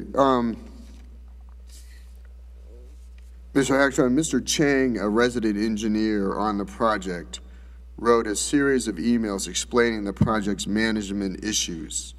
In one, he stated the, quote, scope, schedule, and budget were not managed. They said no leadership, no knowledge and experience in this business, not following the handbook, What is FAR OPM? I believe that would stand for Federal Acquisition Regulation. Okay, he references that, not as to the handbook, FAR, OPM, et cetera, and no skill in organization. As a result of these issues, when and what was done to try and correct the VA's management and leadership shortcomings on the Denver project? To be honest with you, Mr. Chairman, I'm not aware of that email. I don't know Mr. Chang personally. Those apparently reflect his view of the project. They do not necessarily reflect the view of the rest of the Department of Veterans Affairs. There was also internal correspondence directing the individual working on change orders not to process any change orders. And so change orders were going for a period of time. And so change orders have been going 2 years unresolved. Is that is that simply incompetence from a bureaucratic standpoint, or is that calculated to match the true cost of this hospital? I believe it's neither, Mr. Chairman. I've been involved in this project on a recurring basis since early of 2012. First on a quarterly basis when we had executive partnering sessions, and then in the summer gone to monthly meetings here. I have been down in Denver or over in... So, excuse me for a second. Do you think 1.5 to 2 years is normal for the process of a change order? No, and I would ask Ms. Fiotes to comment on that. That was part of the process that we agreed with GAO on. We changed our change order process. GAO accepted those changes, and I think if you look at them, they very much align with the Corps of Engineers. But I'd ask her to comment, if you will, on those processes and our changes. Mr. Chairman, clearly that time... Could you please start with how many change orders are pending right now? Currently, we have in our books about 120 change orders that are in review either by the contractor or by ourselves. Ranking Member Kilpatrick. Thank you, Mr. Chairman. Everyone here wants this to be completed because it's really about providing services for our veterans. With your completion now at 44%, do you think a completion date of April of next year, 2015, is achievable? Congresswoman, the initial completion date on the contract when it was initially signed was in fact April of 2015. Just recently we have issued an extension that now adjusts the extended legal completion date of this project to May of 2015. It's the responsibility of the prime contractor to comply with those agreements and ensure that they staff and manage this project accordingly to meet those completion dates. What is your plan to make sure that that happens? You heard the first panel suggest that a team be brought in to look over this, oversee it, make sure that things happen on target, on time, in budget. Do you agree with that approach? And if you don't, what is your plan? I don't, and I would ask the committee to allow Ms. Fiotes to put forth our position as she testified before the committee in late March on the view of the involvement of the Corps of Engineers with this project. Ms. Fiotes? Congresswoman, thank you. As I stated earlier in my March testimony, we believe that the assignment of a special project manager will not help the project, but in fact could hurt and complicate the project. Management oversight, an additional layer of management and oversight doesn't solve or resolve project issues. There are questions of authorities, questions of contracting. The VA has a contract with KT, the Corps of Engineers does not. We can't just with a single assignment of a special project manager give up our responsibilities to manage the project and the funds associated with that project. In fact, the Corps of Engineers, and we have been meeting with the Corps of Engineers because we have reached out to them to see what other avenues of support they could provide us. They provided us some support on this project early on. They, in fact, reviewed our contract and at the time established that the project and the contract were being managed in accordance with the federal acquisition regulations. So we have been working with the Corps to see what other avenues and what other types of support they could provide us. We have talked with them about what they call a major design construct evaluation, which is another method they use on their own projects. But on the issue of the special project manager, they have in fact stated that where they have used that in the past, it was unsuccessful and it resulted in an adverse impact to the project. And they cited a specific example with another agency, and therefore they did not recommend that we pursue that. We do continue discussions with them on a possibility of a review of the project or specific aspects of our project management that could continue to improve our management of the process, and that's ongoing. Those discussions are ongoing. So it sounds like the funding's adequate. You've got a good plan to complete the project. You heard the first panel talk about how important relationships are in having a successful project. And so I'm concerned about the fact that the monthly meetings between the VA and KT have been terminated. And is that a concern of yours? Is there an effort to reestablish those monthly meetings? You really think that a good relationship is essential, again, to completing this project? Those monthly meetings were terminated at the request of Hewitt Turner. And did they give you any reason for that? I believe they felt that the investment of their time and effort was not warranted based on what they perceived the results of those meetings were. So in February, I was advised that they would no longer attend monthly meetings. However, I still do communicate regularly with Mr. Scott Castles, who's a principal executive within Hewitt, on a monthly basis to discuss ongoing issues. I just want to express my concern about that, having managed major building projects and knowing how important that line of communication is, and hope that can be reestablished. I assure you, ma'am, on a day-to-day basis, those teams are right across the hall. We're on the same floor in the same building, and those discussions continue on a daily basis to ensure that we do make progress, and where possible, we overcome those issues on those daily discussions and reviews that are continually ongoing. Thank you, Mr. Chairman. I yield back. Mr. Lamborn. Thank you, Mr. Chairman. First, on a positive note, I want to compliment the VA on the progress of the super clinic in Colorado Springs, which is anticipated to open later this year. And veterans in southern Colorado are really looking forward to that completion. So thank you for your work on that. Mr. Hagstrom, my concern, as I stated earlier, is that schedule delays might result in a veteran in southern Colorado, or anywhere else in the region for that matter, currently being denied access to the high level of care that they will ultimately be able to have when the Denver project is completed. Can you address my concern? Certainly, Mr. Lamborn, I'm not a clinician, and I wouldn't pretend to be. We manage the construction of the project, but I can assure you that we have recurring meetings with the visiting director and the medical center director with regards to this project, and certainly I'm not aware of any veteran who's enrolled in the Eastern Colorado healthcare system who has been denied care as a result of this project.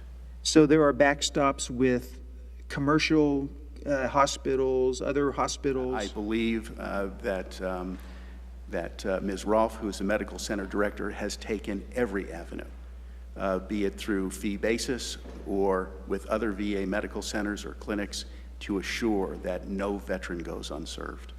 Okay, well, I appreciate your answer. Do you still believe that the completion date for the Denver project will be April of next year? Sir, as I just spoke with Ms. Kirkpatrick, we have issued a contract extension, a modification. That extended contract completion date is now May of 2015. Okay, 1 month later. Okay, thank you for that clarification. And that's in spite of the 16 pending lawsuits and all the other change order issues that we've discussed. There is still an obligation of Hewitt Turner to perform on this project, notwithstanding the litigation that is ongoing before the Civilian Board of Contract Appeals. Mr. Hagstrom, what actions in a general sense is the VA taking to address the increases of estimated cost or the delays? I know we've addressed specifics here, but can you just give us a little more of an overview? I'd be pleased to do that. First of all, I think I'd like to make it very clear that in fiscal year 2010, Congress authorized us $800 million to complete this medical center project. This was an all-encompassing cost to include land acquisition, design, construction management services, and actual construction. And as we've gone through this whole process, we have made adjustments in management, through management processes, and in our change order.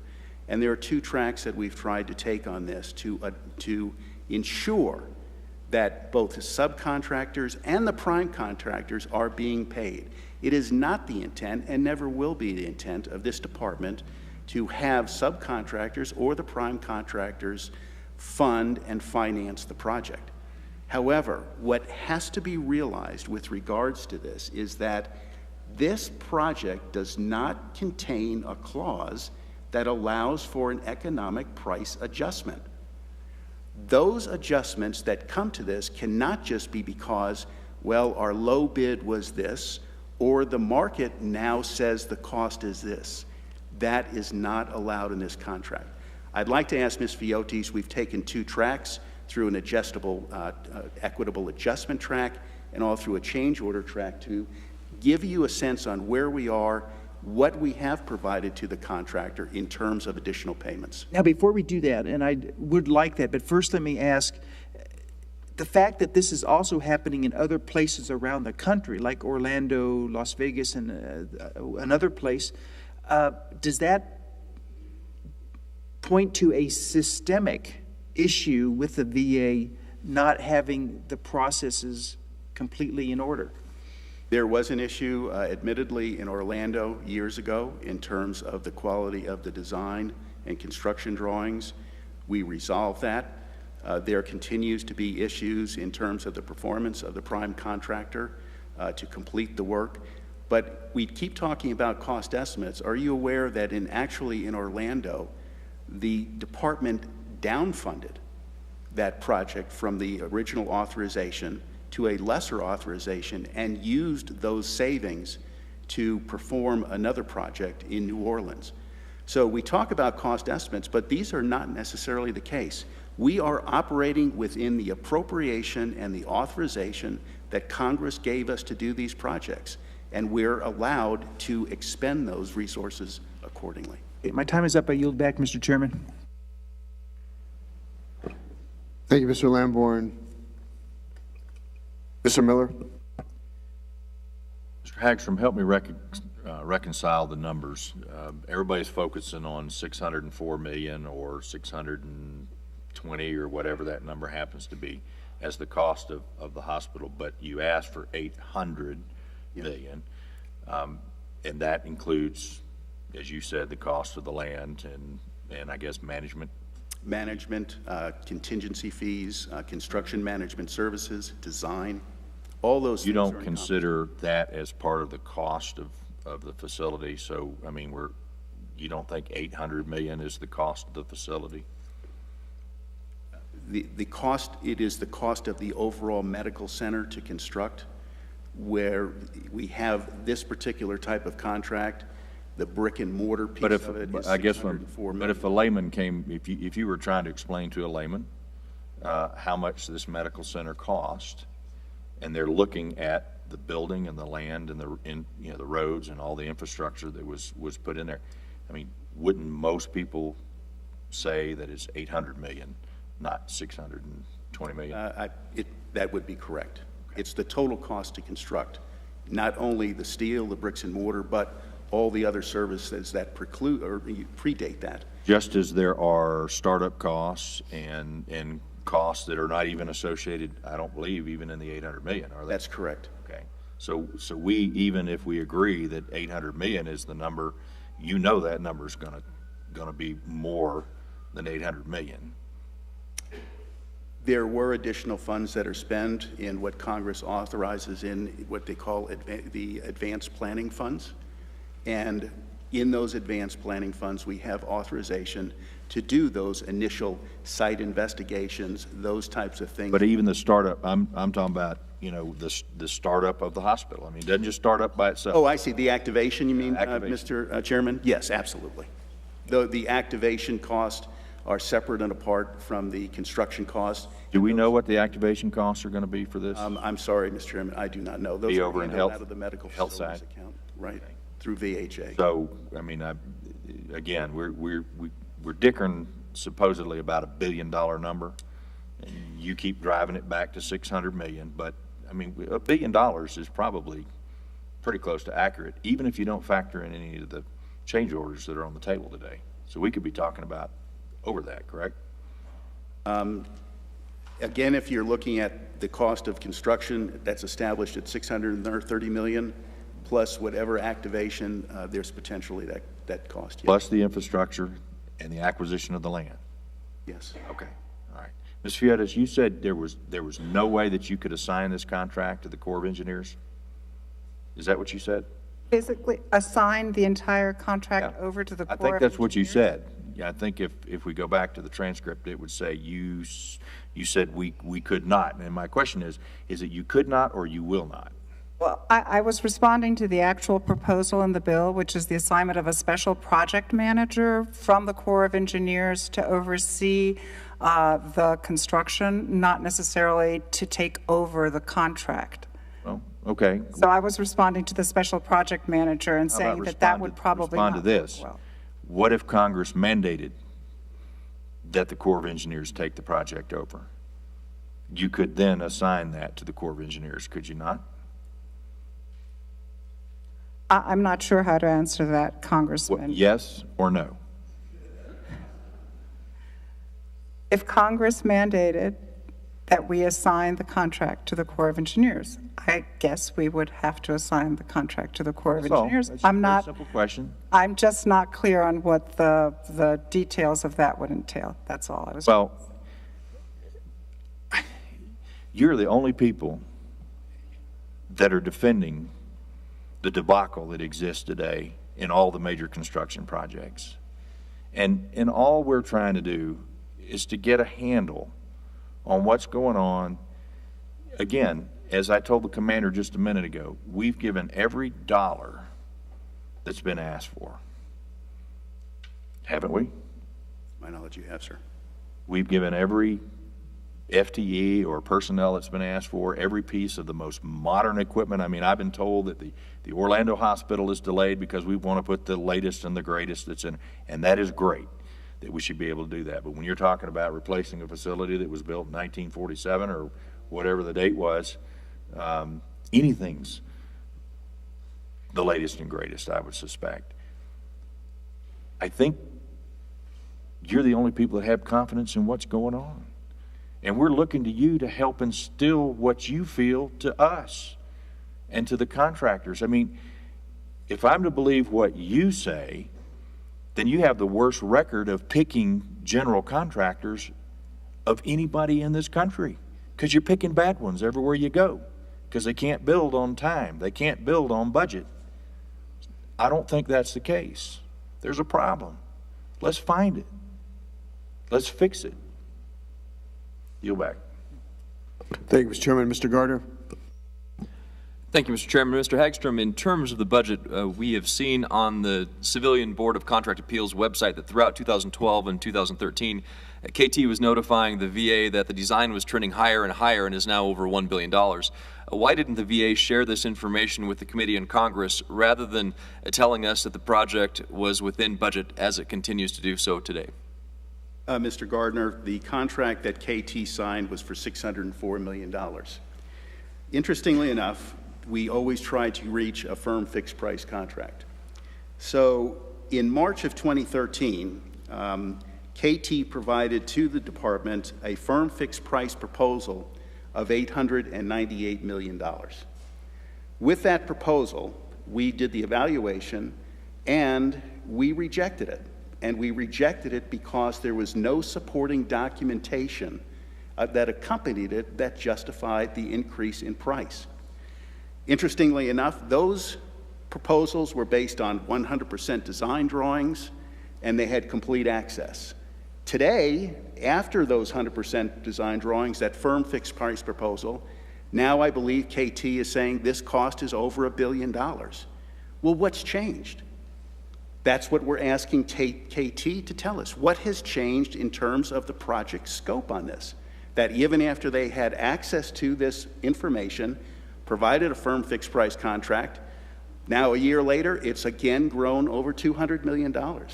So based on the facts, and Mr. Gardner, that's all I can go on is the facts. I can't go on conjecture of somebody just saying it's going to happen. I have to have the facts in front of me to understand what those changes are. What is the VA's belief of the percentage of completion of the project at this point? Approximately 44%. And that's not the same as the prime contractor? It may not be, but... Do you know what the prime contractor believes it to be? I do not. You haven't talked to the prime contractor about where they are with completion? I don't... Or at least where they think they are? No, I have not in several months to my recollection. Is there anybody who has talked to the prime contractor about where they believe they are? I'd have to ask my project team if... But the project team doesn't share that with you? Mr. Gardner, they have not. Isn't that something that you should know? Mr. Gardner, we base our completion dates on how we've paid out, and that's 44%. But not on actual progress? It's related to actual project and the cost of the project that we've authorized payment against the total cost. Why was the firm target price of $604 million arrived at without regard to any design documents? Well, as I said earlier, I find that very interesting in that Hewitt-Turner was conducting pre-construction services on a contract that was awarded in August of 2010. 16 months they were on this contract. They had access to these documents, and they signed. We didn't twist their arm. We didn't demand that they signed. They signed the contract for $604 million, as did we. But VA didn't, there was no design documents at that point? We believe there were. As the contractor, I believe, has made numerous requests to meet with the Secretary to try to resolve these issues outside of the legal process. Has that meeting taken place, and if not, why not? It has not. The Secretary has vested the authority within me to make this project happen.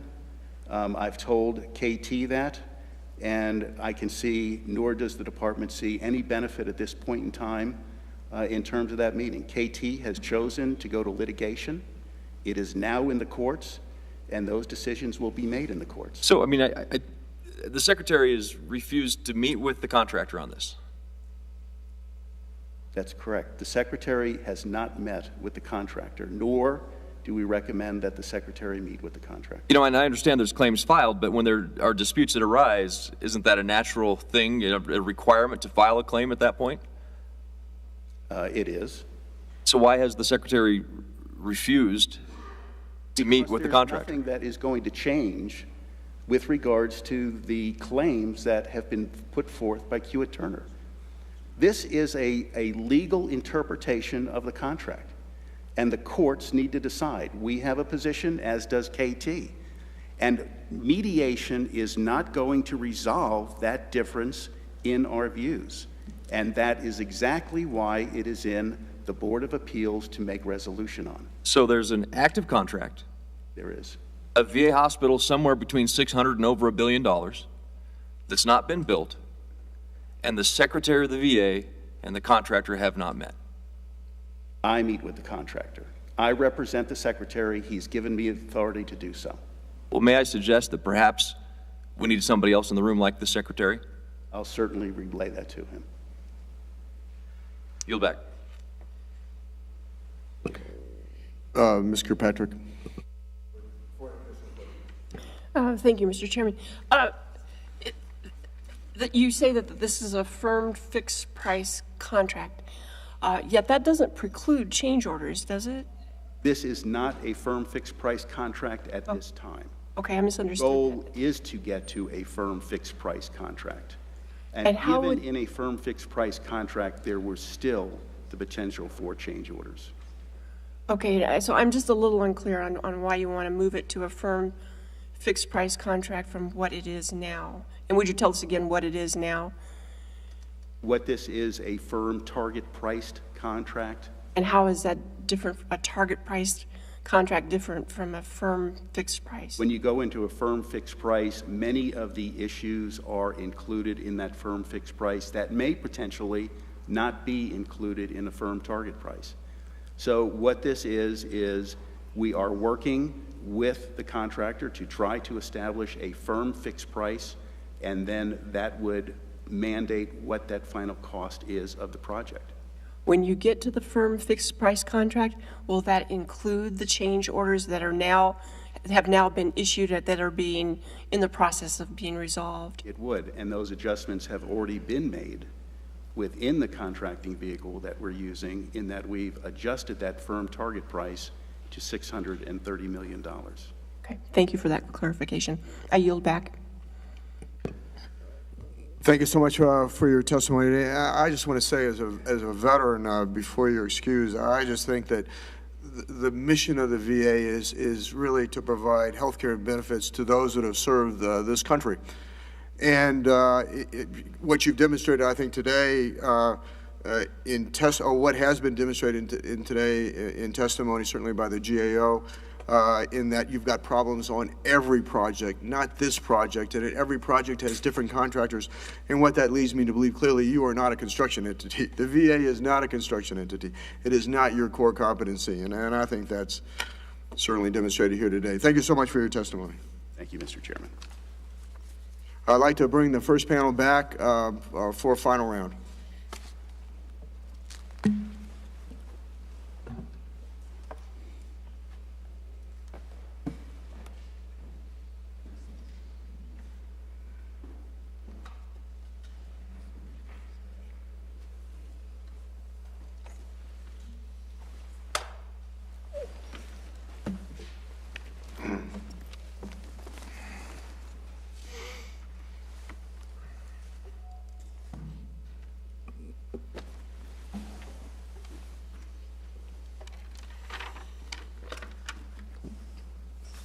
So thank you so much for returning. This is the final round, and we'll conclude the hearing following this round.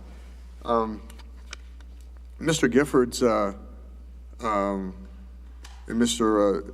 Duvia, I think from a contracting point of view, what is concerning to me is the extraordinary length of time that it's taking to do these change orders. And I have to think that it is so long that it's calculated. And I think that there is evidence, certainly, that has been disclosed in terms of internal documents that say that it is calculated. From your perspective, I'd like to hear your view on why this change order process is so slow, and is it there to mask the true cost of this facility? Mr. Giffords. Mr. Chairman, members of the committee, I can't sit here and speculate as to intent of why change orders would take so long. However, I do know that the GAO's report documents that this is taking place on a number of projects, regardless of delivery method. We've talked a lot about that. So it does seem to be a pattern. There has been recognition in the VA's own testimony that they were slow in processing change orders and were needing to make improvements and are trying to do so. However, I will say that the true cost of a project is a simple mathematical formula, which is the budgeted cost. Sometimes it's been called a firm fixed price. In state contracting here, it's called a guaranteed maximum price, a GMP. But then you're going to have some change orders that I talked about before that could be only schedule related, just a change in schedule, could be a change in design, could be conditions that are encountered, a change in scope. Maybe you want to move somebody into the 4th floor of an individual building faster than you originally thought. Just that speeding up of a schedule over time different things. You've got to add those pieces into the mathematical calculation to get to the final true cost. And the slower it takes to lay another change order on the table, then you're not adding that to the final number. So And it gives the appearance of a lower number, does it not? At that point in time? At that point, it would Sure. appear lower than what the final cost is going to be because you haven't laid some of those other change orders on the table yet. Until they're an official change order, remember I said a change order is a change to the contract. It's just a field directive or a change directive. Go do this, and we'll kind of count that up later. Until you add that in, the cost of the project has not risen. Okay. Mr. Duvia? I would only add that in construction, we consider the cost to build something to be inclusive of land, the cost of materials, the people to build it, the commissioning, everything that takes so that we deliver to the owner a fixed price project for X dollars, and layering items in different buckets or calling them different things, whether it's 600 million or $1 billion, you need to derive at what's it cost Congress and the taxpayers to arrive at this is how much this building will cost. And I would echo Mr. Gifford's comments and only add one more thing. In an environment like today, most projects are being fast-tracked.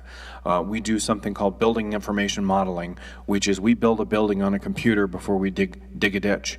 And why that's important is it avoids collisions and other things that maybe the steel erectors put a wall here and we have to drive our pipe or duct through it. Now all of a sudden we're cutting it out and redoing it. Which lends itself back to the original comments that I made, which is it's really nice to have the entire design team involved long before we start kind of finalizing contracts and values, and it would lend itself to avoid situations much like you're hearing today. Are there smaller employers, either one of you, that may very well go under as a result of this mismanagement in terms of the change order process? I'll take a turn at that. First,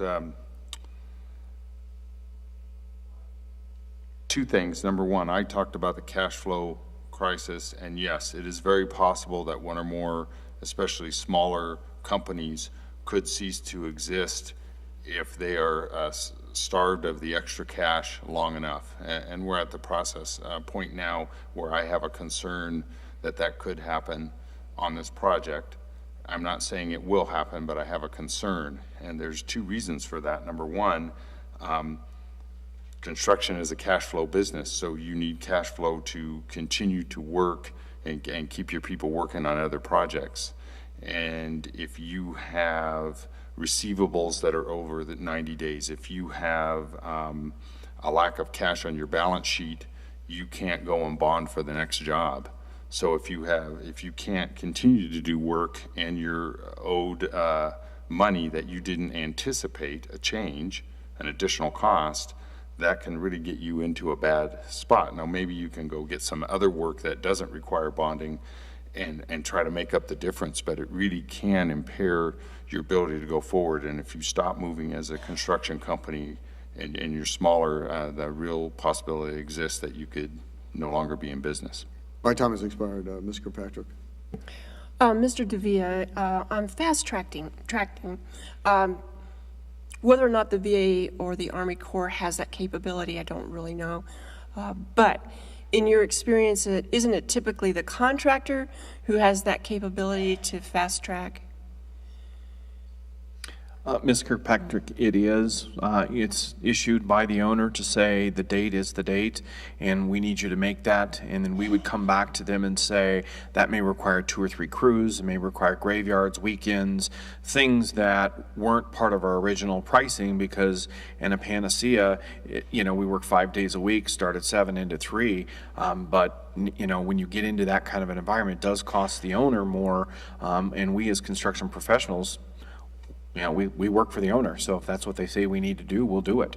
But it does come with a price. Do you see that as a possibility for this project in Aurora, or do you see it as necessary to meet that target completion date of May 2015? We heard today from the 2 gentlemen to my right and your left about access to a facility of this nature. I would say to you that the construction community always finds a way to rally behind things. All you have to do is look to Northwest Colorado, to the floods we experienced.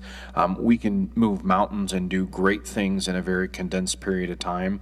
We just need the owner to say yes and have assurances that the funding is available, because if we move without that approval process, then we as the contractors are at risk, and it's our livelihood that's at risk, not the owners or the veterans.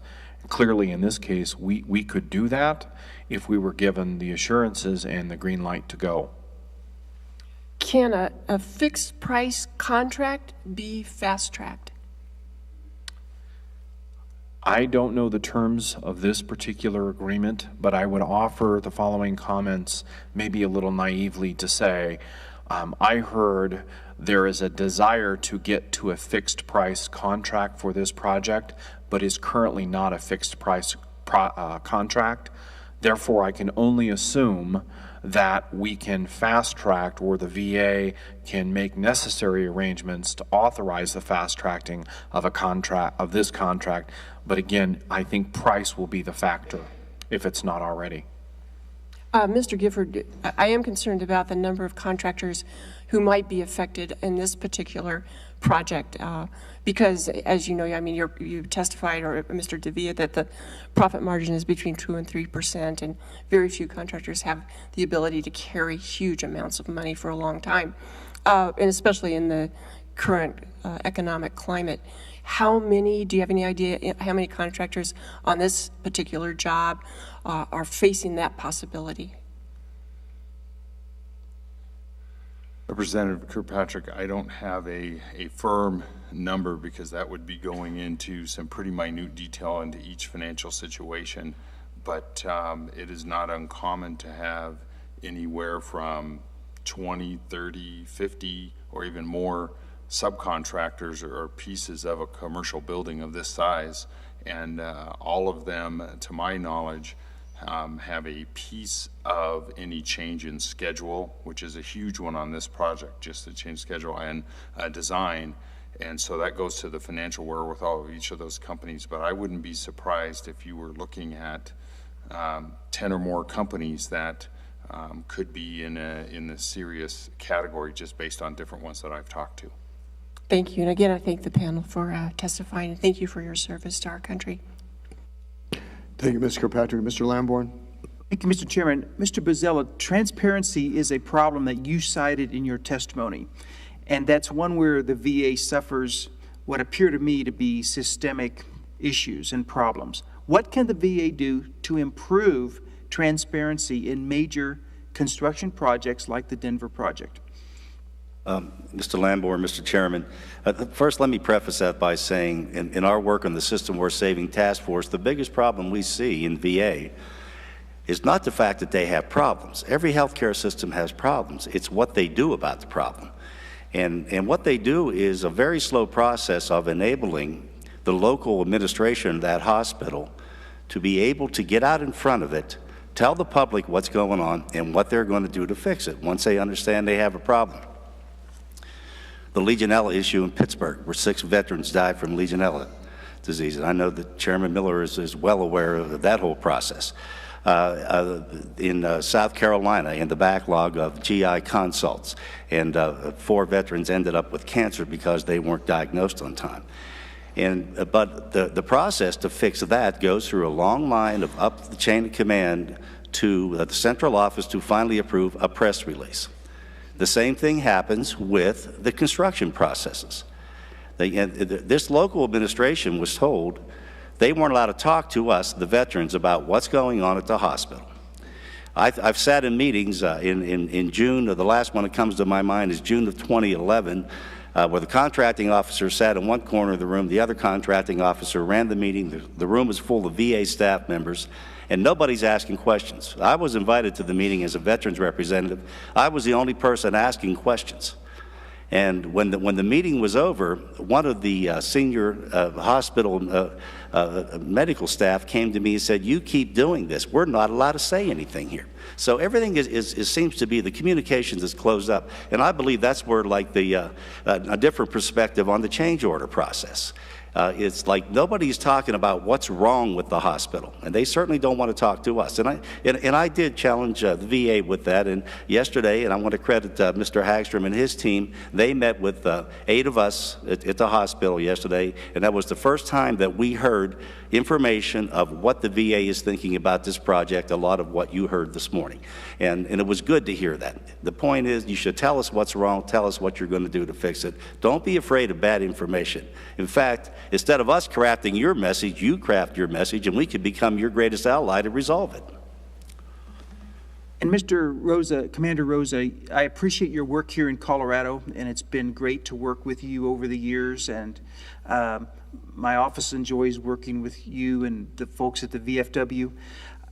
Do you have anything that you would like to respond to, having heard the VA's testimony?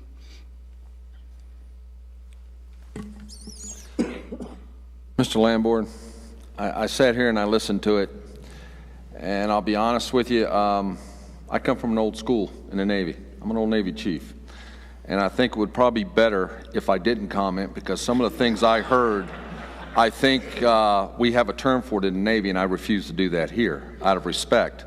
But I do think that some of the things I've read in my research dealing with these litigations and the lawsuits and everything, I'm still trying to figure out how we can still have a date of May 2015 when we have constant delays, we've got litigation going on, we've got lawsuits going on, but we're going to complete this thing in May of 2015?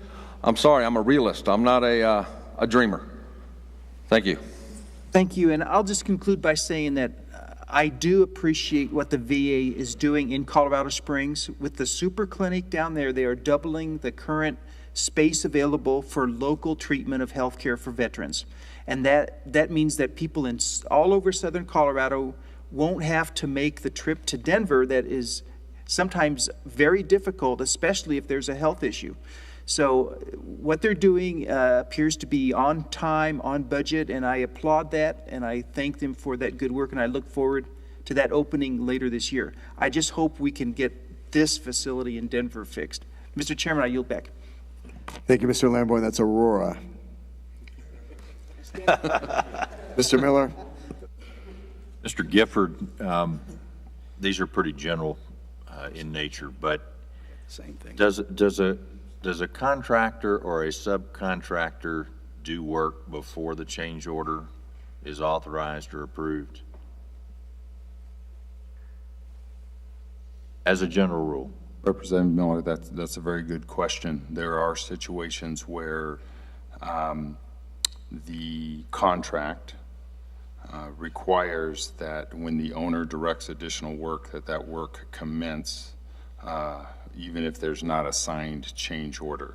That would be called a field directive. But they've been directed by the owner to make that change. So they're not just going out and doing this work, I would not assume, unless somebody had approved. But what they're saying is, we need to do this change, and this is what it's going to cost to make the change. And to be clear, there's a chain of command, so the owner would direct the prime or the general contractor. Only the prime or general contractor would direct the subcontractor.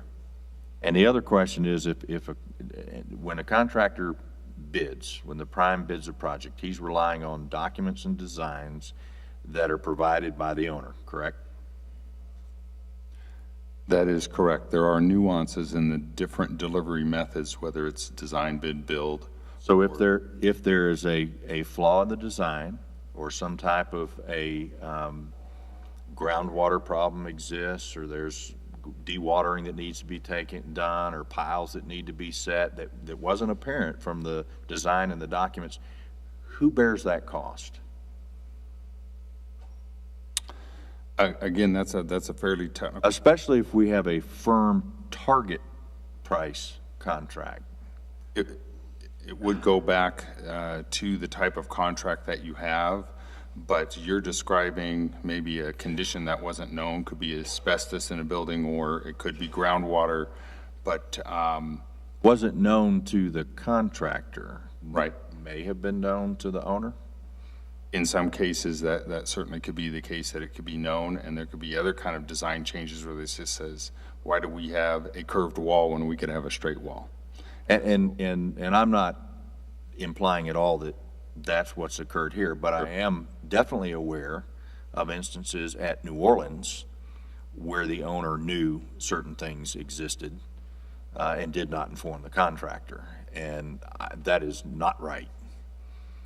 Would agree, and in most cases, that's why the change order vehicle or tool exists, to adjust for those type of situations. Yeah, I'm just trying to help, you know, the committee understand that I don't believe the contractor is going out arbitrarily throwing change orders at the owner in order to get their price jacked up. I mean, I think these, you know, and I find it very difficult, and unfortunately, because of the litigation, we can't invite the prime contractor on this project to testify.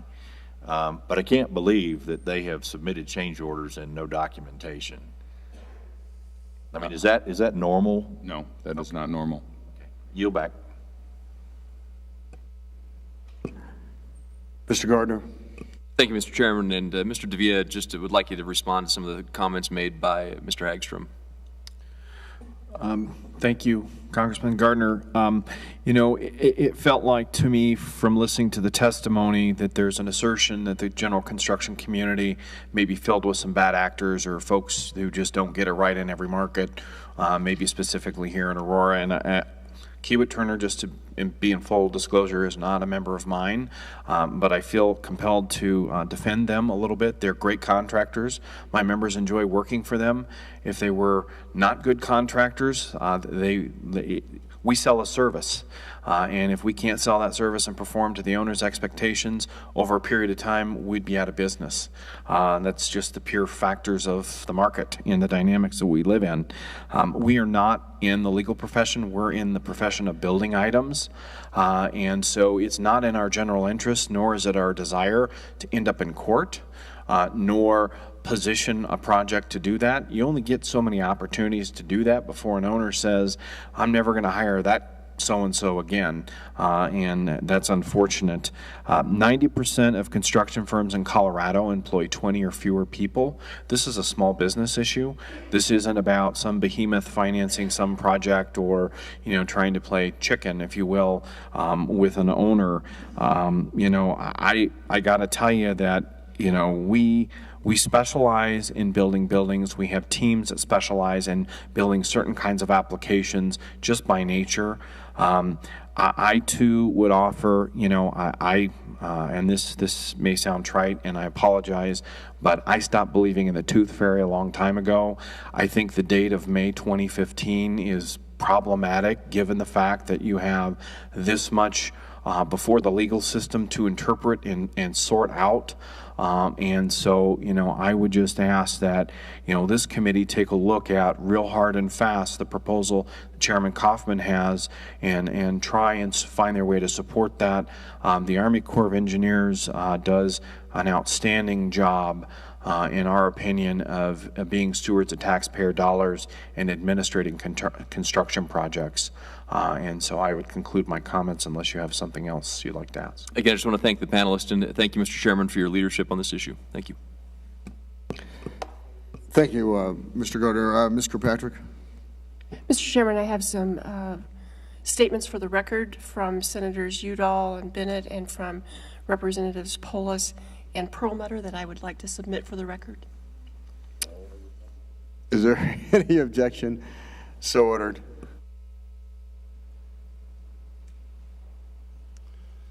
Thanks, panel. You're now free to leave. Thank you so much for your testimony today. Mr. Bozzella, thank you so much for your service to our country. Mr. Rosa, or say Chief Rosa, from my Marine Corps days, thank you for your service as well.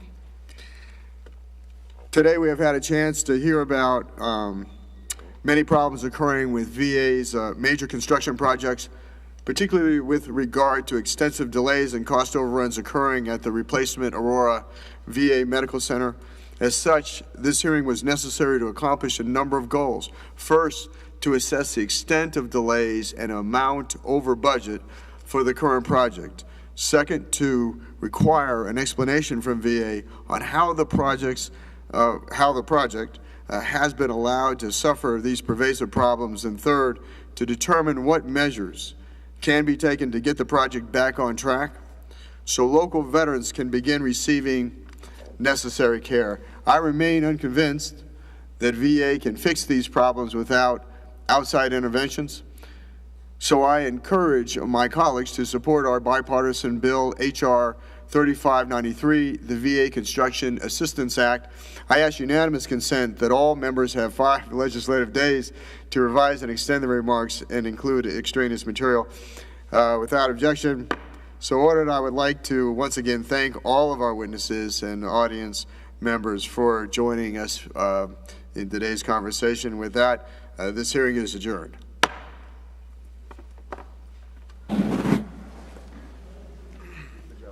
Good job, man. Thank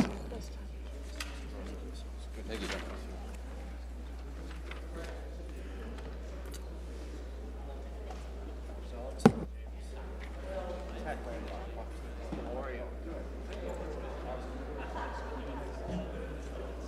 Let me grab that.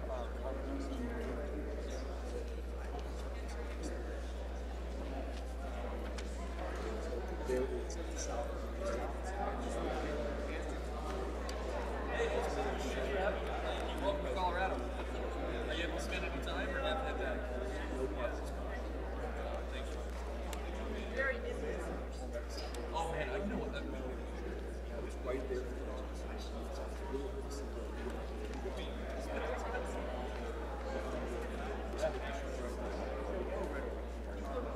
That's where you go.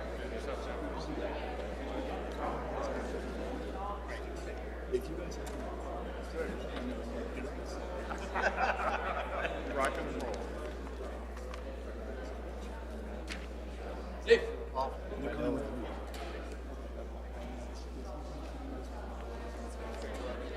Okay, good. Stands right now, yes. Okay, cool. I have a car as well. You guys know.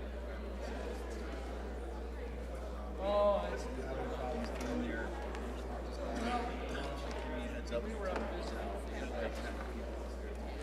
Okay. Yeah. All right, thanks, Bob.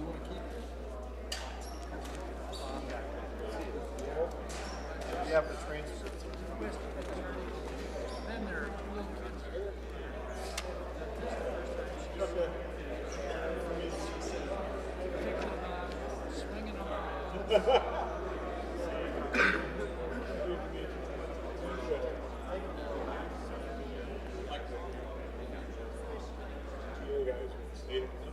No, but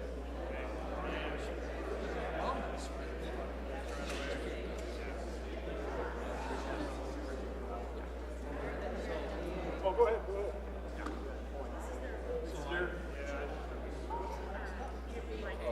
We've got a number of things we really want is, I want to mention,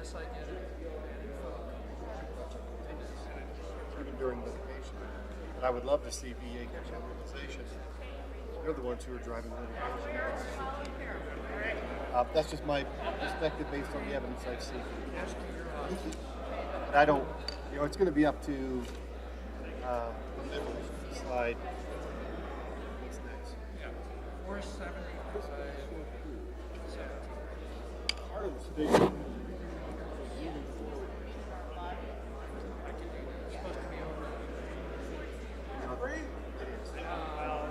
I got a place since they're all it's just run state services. Oh, that's nice. No, I know. I'll just have to see that. So I'm gonna grab Done by the 18th? Right, yeah.